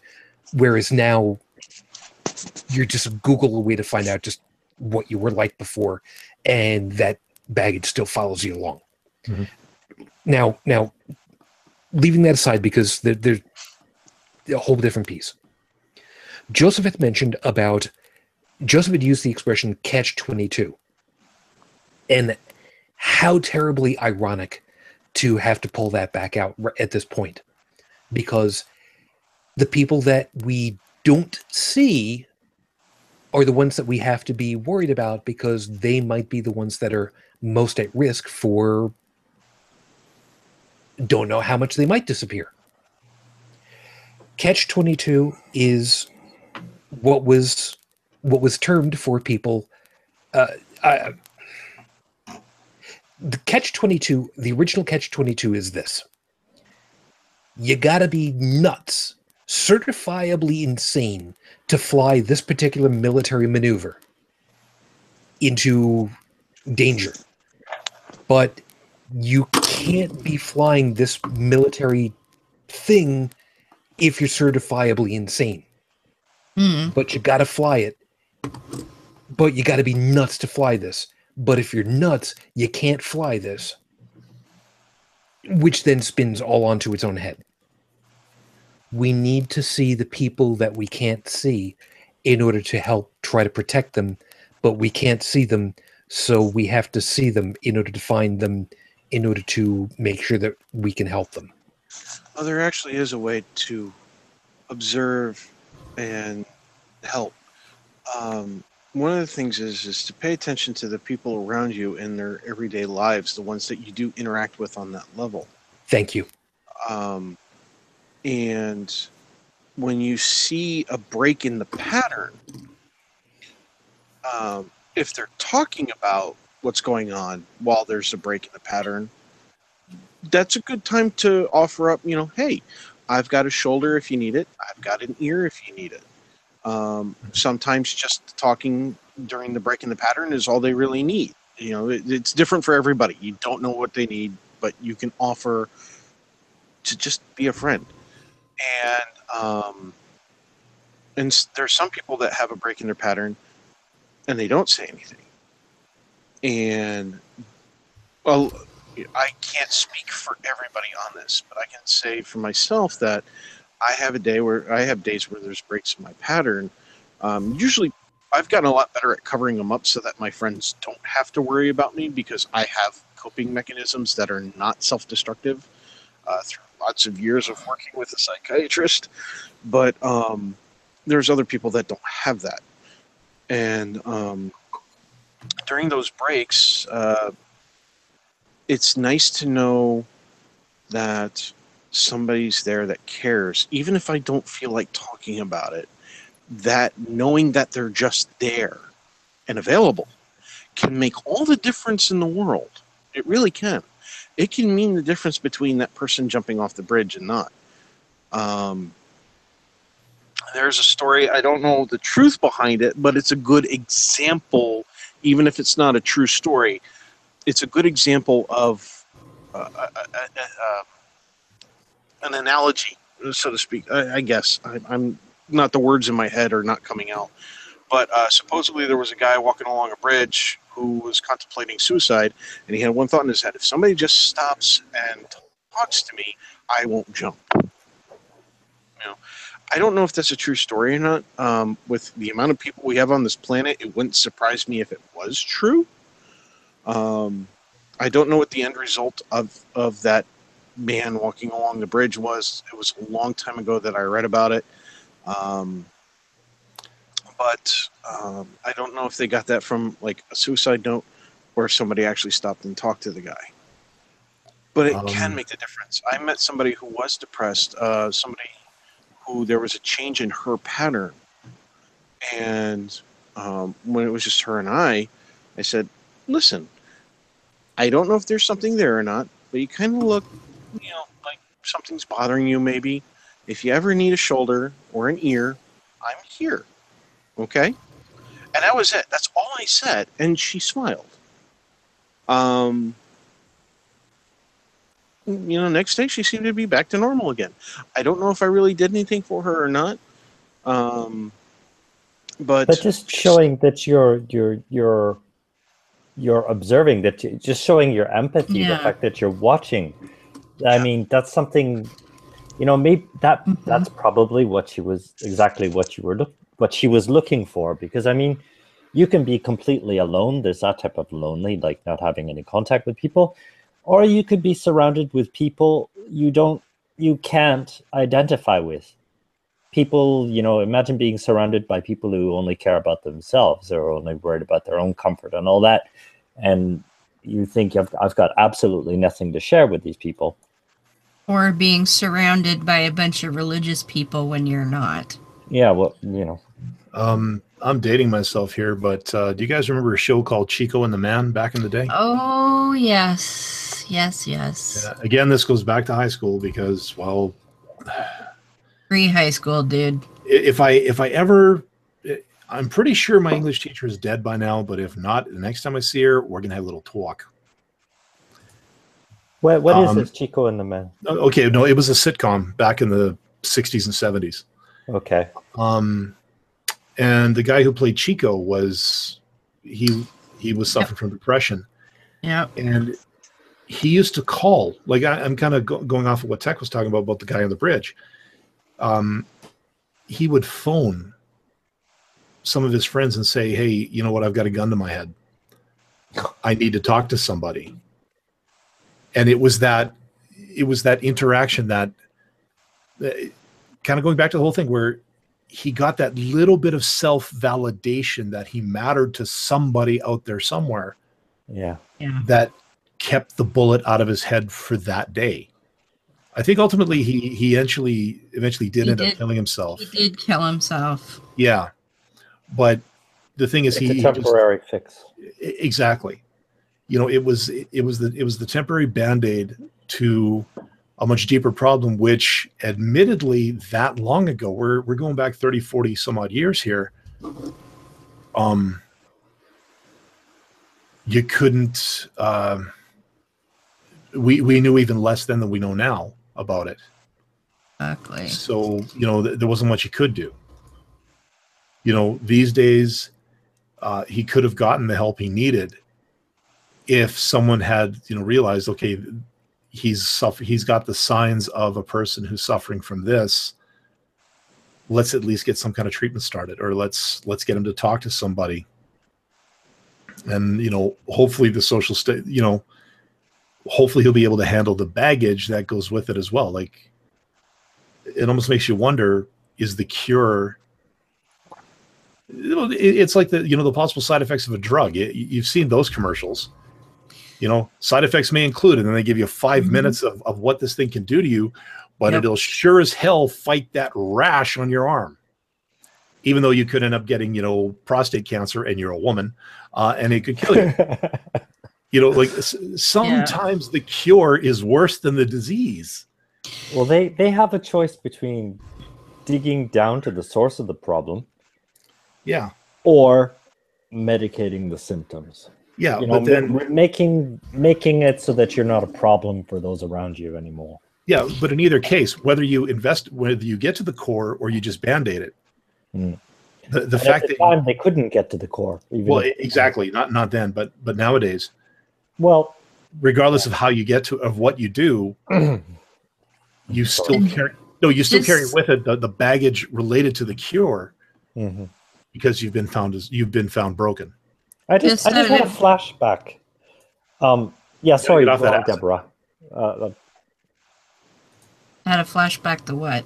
Oh, do you remember a movie called Cypher in the Snow? No.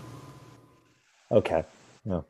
There's a movie about depression that we were shown, because Dalan was mentioning his English teacher. I was shown this in school. And it's about a kid who basically just died, and nobody could figure out why. And I think it was a religious-based movie. And why was I shown this in school? But it was about that. It's about It's just has to do with Dalan's mentioning the pet theories of the time about depression and. Well, I was just going to say, I looked it up, and interestingly, the actor from Chico and the Man, Freddie Prinze, as in the father of Freddie Prinze Jr. And it says here that, let's see, so he shot himself. Yeah, January 28th, 1977. Said that it was actually originally ruled a suicide, but then was changed to accidental because he had a history of playing Russian roulette. And they were speculating that he may have been doing that. And so look at that right there. It's like, here's someone who's known to have suffered from depression, who played Russian roulette, and they still were like, oh, we don't want to say it was a suicide. It wasn't our fault. Let's change that, Because there's a lot of denial in there too. Exactly. No, there's nothing wrong with society. It was all him. Yeah. And it said, because it said in 1977, the death was ruled a suicide. In a civil case brought years later, jury found his death was accidental.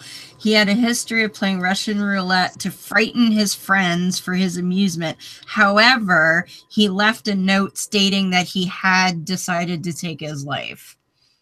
Like, I wonder how many suicide notes, if they were left, like, honestly, how many would be, I'm getting the fuck out of here because you guys are a bunch of assholes.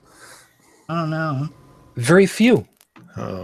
Because when a lot of times people get to that level, it's self-hatred. Yeah. I don't know any other better way of putting it. Are they all? No. No, I never said that. No, but there are as many. I'm wondering how many. Yes. Yeah. Yes, and I'm saying of the ones that would be left, if everyone left one, I think damn few would be specifically blaming others.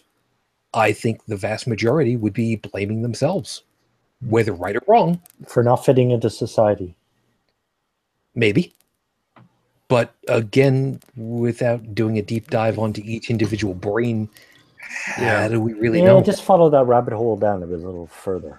That's all I'm saying. Yeah. Good luck there. Yeah. No, like I tried, but I can't. I think is what you're getting at, Shujin, is that, they tried to fit in. They couldn't, no matter what they did. And we're pinning the fault of the suicide on the person who kills themselves. And it's not solely there. Is what I'm saying. It's not, and I agree with you there. And we can't. No one here is any kind of can come from any kind of position of authority to say that, this is this is what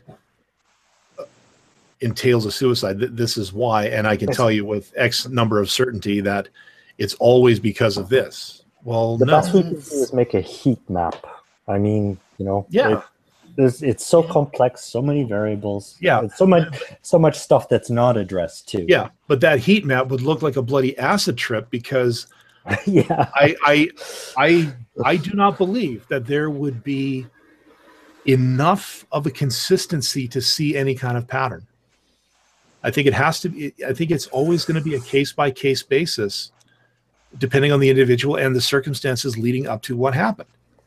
There might be some commonalities, but I don't think it would be enough to say that we could develop some kind of protocol.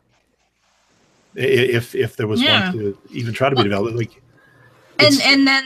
and two, like if you try and extrapolate something from people who have attempted suicide or have expressed suicidal thoughts, you can't even do that because you know, there are some people who attempt suicide or express their suicidal thoughts as a manner of, I'm feeling this way, I need to get help.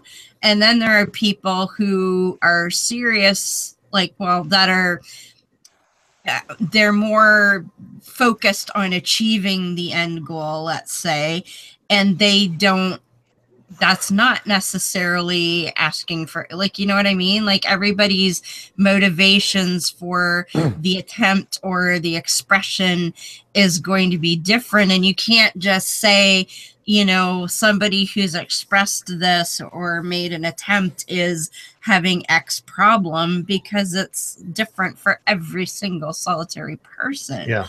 And I want to underline one thing, that, you know, somebody making outward signs, like appeals, don't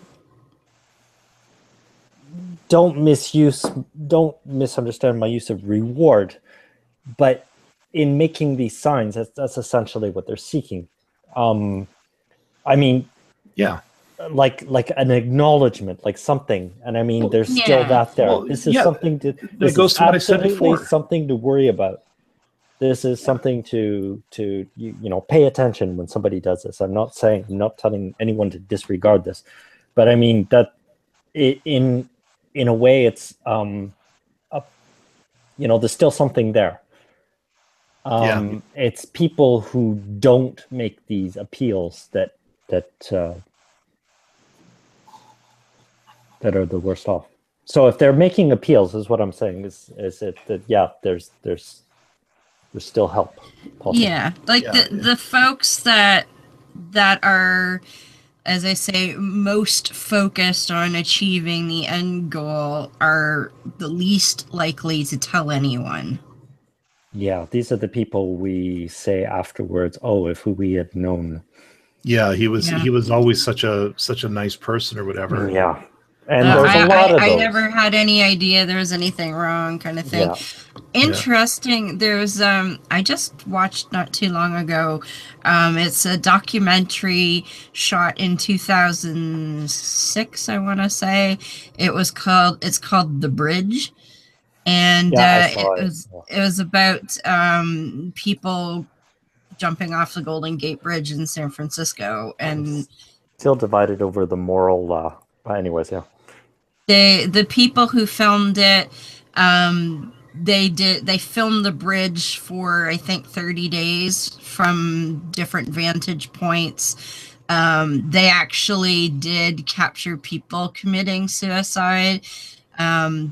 They also spoke to some of the families of people who did, and, you know, some of them were, you know, yes, our family member had struggled with depression, and we knew it was an issue, to, like, you know, wow, we thought they had things under control and this was completely unexpected, and that sort of thing. It's very, yeah, there was some controversy about the production. Well, basically, of the film. They waited for people to jump off the bridge, and then they interviewed the families after. Well, not from what I've read. That they actually did try and intervene and actually did save a number of people. The ones that they caught that unfortunately were successful, they, for whatever reason, either only caught it like from such a distance that you didn't know what was happening until it was over, or they didn't realize that the person was doing anything until it was virtually too late. So that's what I read anyway. Yeah, we're coming up to the top of the hour, so I think it's just about time that we see about wrapping with stuff at this point. Heretic Woman, since you were finishing off at this point, if there's anything else that you want to drop in at this point, might as well just start from you. I just, you know, don't judge people who are suicidal or who have committed suicide, because you're not in their shoes. You don't know who they were. You know, it's makes me so upset when people say, well, so-and-so was a coward, or they took the easy way out, or blah, blah, blah.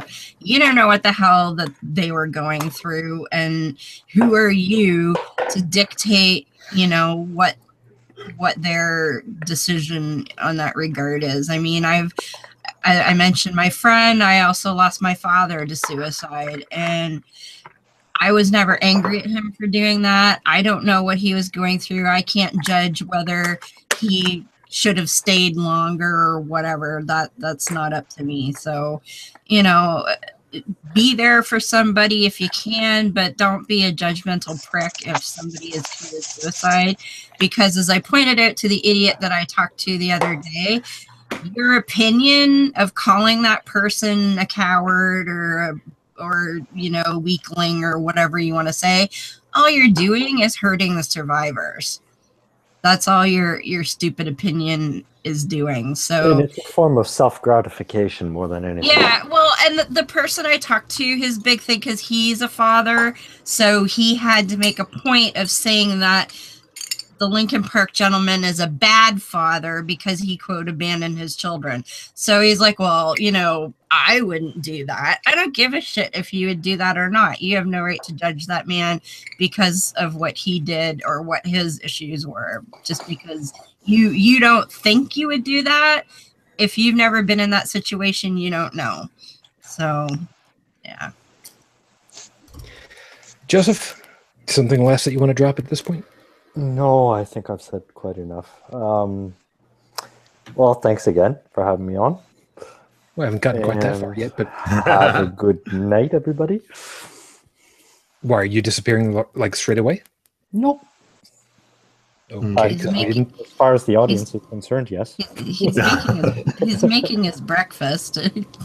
Fair enough. Tech? All right. So one of the things that Dr. Del Rey brought up once upon a time was that there is something called the Secular Therapist Project. Oh, yes. There are actually secular therapists out there. And the reason why I bring this up is because there are some people out there who don't want to be told that they're depressed because they didn't find Jesus. I mean, we are holy crap after all. I know people that's happened to, and it's very frustrating to them. And I was very lucky that while I did have a doctor who was not secular, he never once pushed religion. So they're out there, but you may want to look up the Secular Therapist Project. The other thing I want to bring up is for anybody who's listening in who may have been suicidal, may have suicidal thoughts, know somebody who's suicidal, those sorts of things. Here in the States, we have something called the National Suicide Prevention Lifeline. It is open 24/7. The number is 1-800-273-TALK or 800-273-8255. They have a website called suicidepreventionlifeline.org, and they also have, for people who don't like phone calls, they do have a chat feature now too. So there are resources, even if you don't have somebody around you offering to lend you their ear. Somewhere out there, there is another person waiting on another end of the phone to talk, to listen to what you have to say. And even if you really are considering biting the bullet, as it were, give it a shot to at least be able to say something and see what happens from that. Take that, make the phone call, open a chat window, give it a go. Okay? It can't hurt.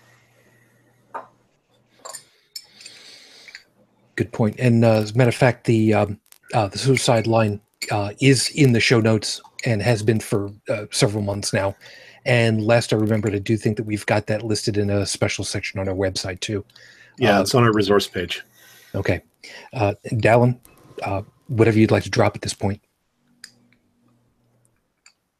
I guess all I can say is, like, I may have flirted with the idea once or twice in my life, but I would never put that up to somebody if I knew who was really going through it, because I don't think my emotions have ever gotten that heavy seriously. And all I can say is that if you know somebody, if a friend of yours is starting to show those signs that may ultimately lead to them taking their own life, swallow your pride. Swallow your pride. Take that deep breath and do what you have to be there to help get them through it. And this I remember a commercial where a guy was going to see his best buddy who was in rehab, and I think it still relates. You might do everything right. You might get them the treatment they need. You might get them to the doctors that they need, or you just might be that shoulder. But ultimately, there's still a chance that it's going to happen. And if it does,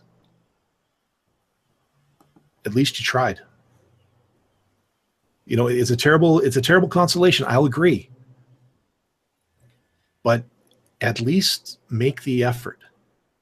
Try to be that person. And if you succeed, great. But if not, at least you know that you fought like hell for that person. But in the end, they won. Or it won, I should say. But to hell with the baggage. To hell with the stigma. To hell with all the people who are going to whisper at you for, you know, oh, you're dealing with that person? Yeah, I'm dealing with that person because they're my friend, or they're my wife, or they're my lover, or there's something else that's more important to me than your flippin' opinion. Try not to make it too NSFW tonight. If you truly love that person, if you truly care for them, and you see that they're going down that road, square your jaw, like pick yourself up, dust yourself off, get mad at the pain, and get back out there and help them. Life is a party. Yeah, leave the baggage for the people who have a problem with luggage. That's all I can really say about that. Just if life is a party, let them just suffer. Give them a reason to stay. Yeah. Over in the chat, Stephanie's got a very good point, and you're making me think that maybe we should have a guest very soon. Stephanie put, by the way, quote, recovering from religion has a list of suicide, recovering from religion has a list of secular therapists, unquote. Sorry, not reading quickly fast enough for myself right now.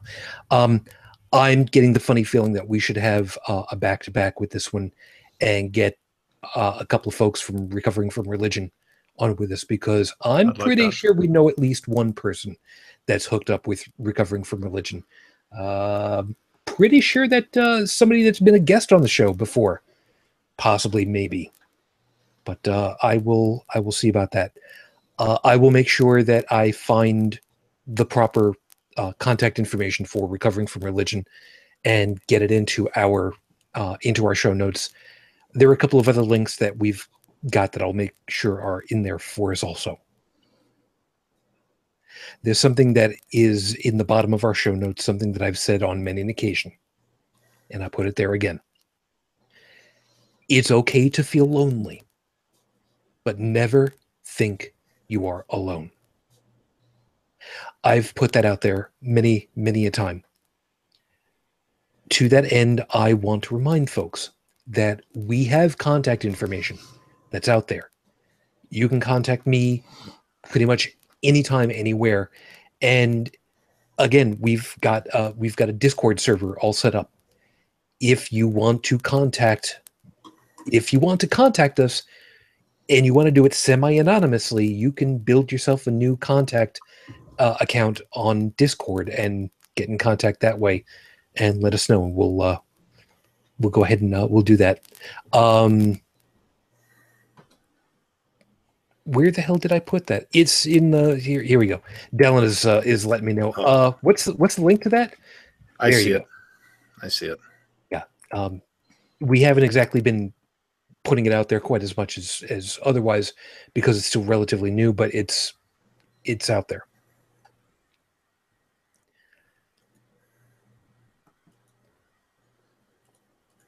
You can't unring that bell, man.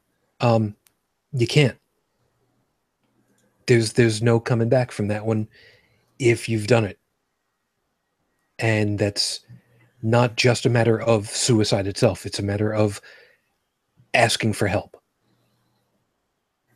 There's a stigma that is out there right now, and there's no good goddamn reason for that. Couple of pieces. Item 1, please remember, sometimes even telling somebody, I'm here for you, can feel like you're putting an onus on someone else to make the effort to get in touch with you first. Even if that's not how it's meant. Please remember how you word things can be taken in a weird way and through no fault of your own, because that's the way that this damn thing works sometimes. It's insidious. It screws with the way that people think, because that's what it does.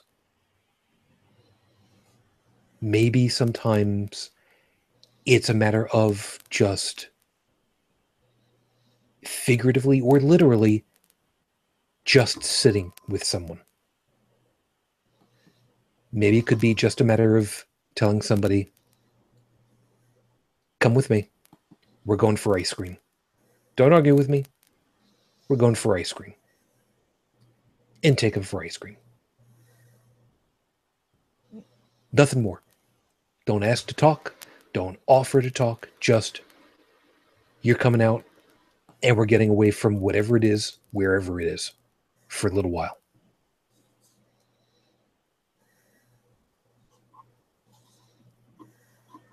These are our friends. These are our family. These are people that we care about. You would tell them, I'll be there for you. They would tell you the same. Be there for them.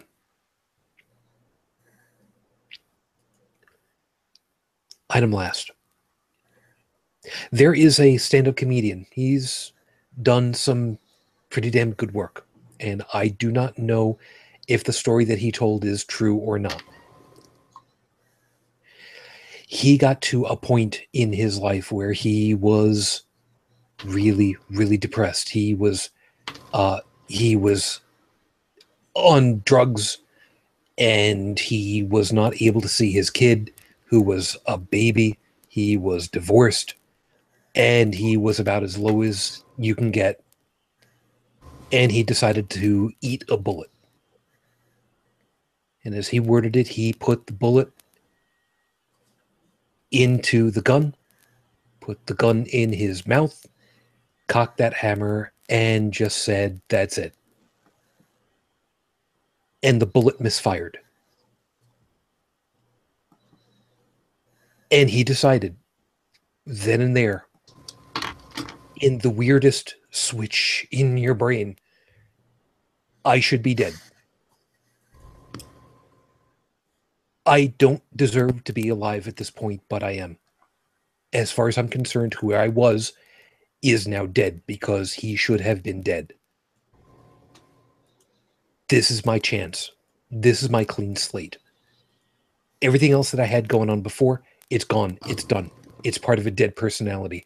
Now is my chance to change everything.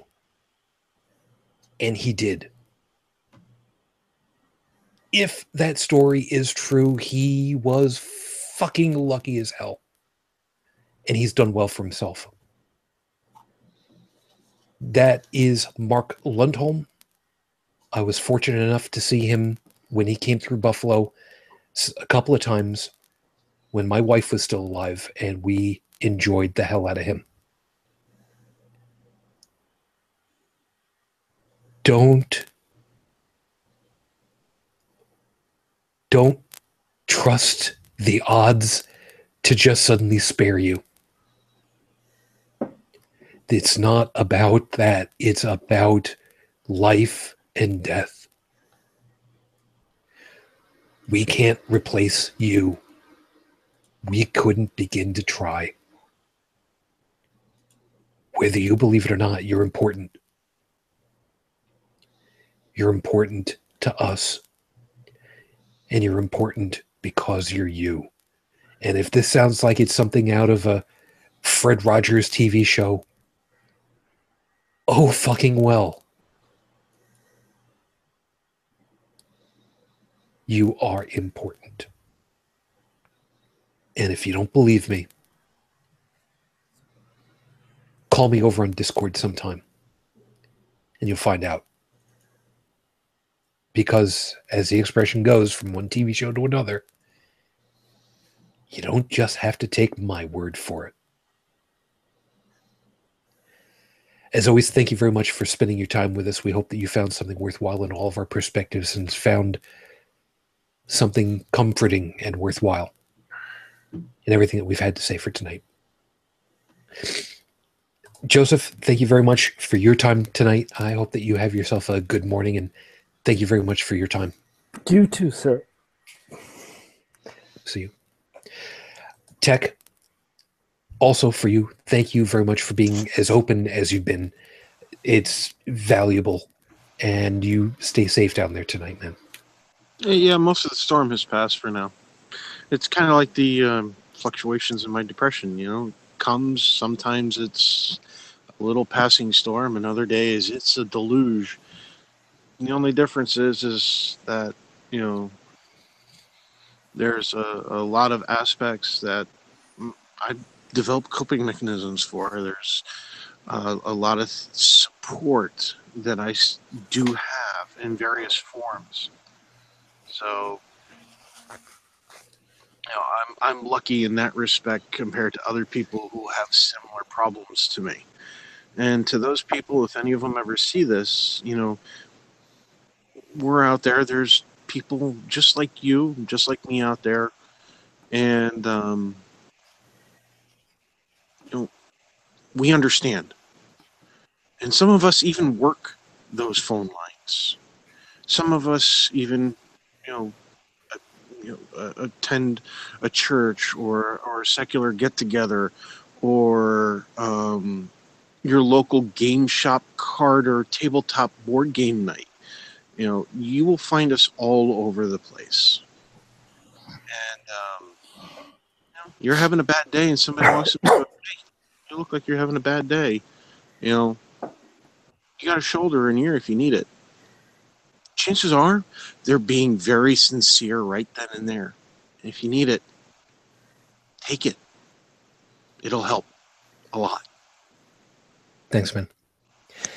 Dalan, I'm going to go ahead and get you because I'm hoping Heretic Woman's going to be popping back in. So, thank you very much for your time, man, and especially, you know, it's good that you're able to stay awake and stay with us this time tonight, man. Yeah. I am going to take my own advice, though, for next time and make sure I do have at least one cup of coffee with me because, no, it was good to be back. Good to see you guys all again. And, forward from now on. Let's keep at it. Fair enough. And, of course, as always, thank you for doing all the work that you have been doing. And you try to take good care of yourself, man. I always worry about you. You know that. Yeah, I'll do my best. Okay. Unfortunately, Heretic Woman has dropped off from the call. Don't know what happened. It's entirely possible, since I've got no word from her, that something probably just happened on her end. So if you'd like to catch up on what's going on with them, that would be... Holy clap. Sorry, didn't mean to lead the bit there. You go ahead. Yeah, that's really good. For Heretic Woman, she's got her show, of course, which you can catch Monday nights at 9:30 Eastern time. Sure, yeah. I forgot what time it is, but you can catch up with her and Beth and whoever else is on with them at Beyond the Trailer Park. Yeah. So I have no information as to what's supposed to be going on for them, so I can't give you any much more than that. But there's the plug. You can go ahead and hit that. If you'd like to catch up on all of our stuff and subscribe for the podcast itself, of course, swing over to holycrapthebloodcast.com. Thank you. We need to make like a little jingle out of that or something. You can get all of our links are over there for social media and such. Plus, of course, if you'd like to leave a message over on the phone line, that number is 859-HCTV-554. 859-4288-554. You can live tweet anytime. And like I said, we do have that Discord server up and running. So if you want something semi-anonymous, feel free. I've got Discord running pretty much all the time. I may not always be at my desk, but I can see what I can do to help you guys out. I will see about getting, like I said, those links in the show notes momentarily.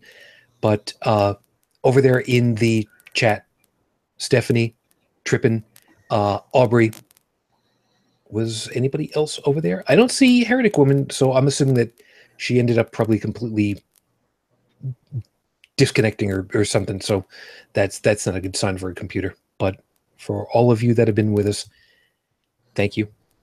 And we'll be looking forward to talking to you again next week. In the meantime, as always, please just be safe. I wish you the peace I no longer have. I wish you the strength that I've learned. I wish you all well. And of course, my lady, too many years later, man, I'm still in love. Matane Fujin, I love you and I miss you. Dream of me. Till the next time we get together, everyone, as always, good night.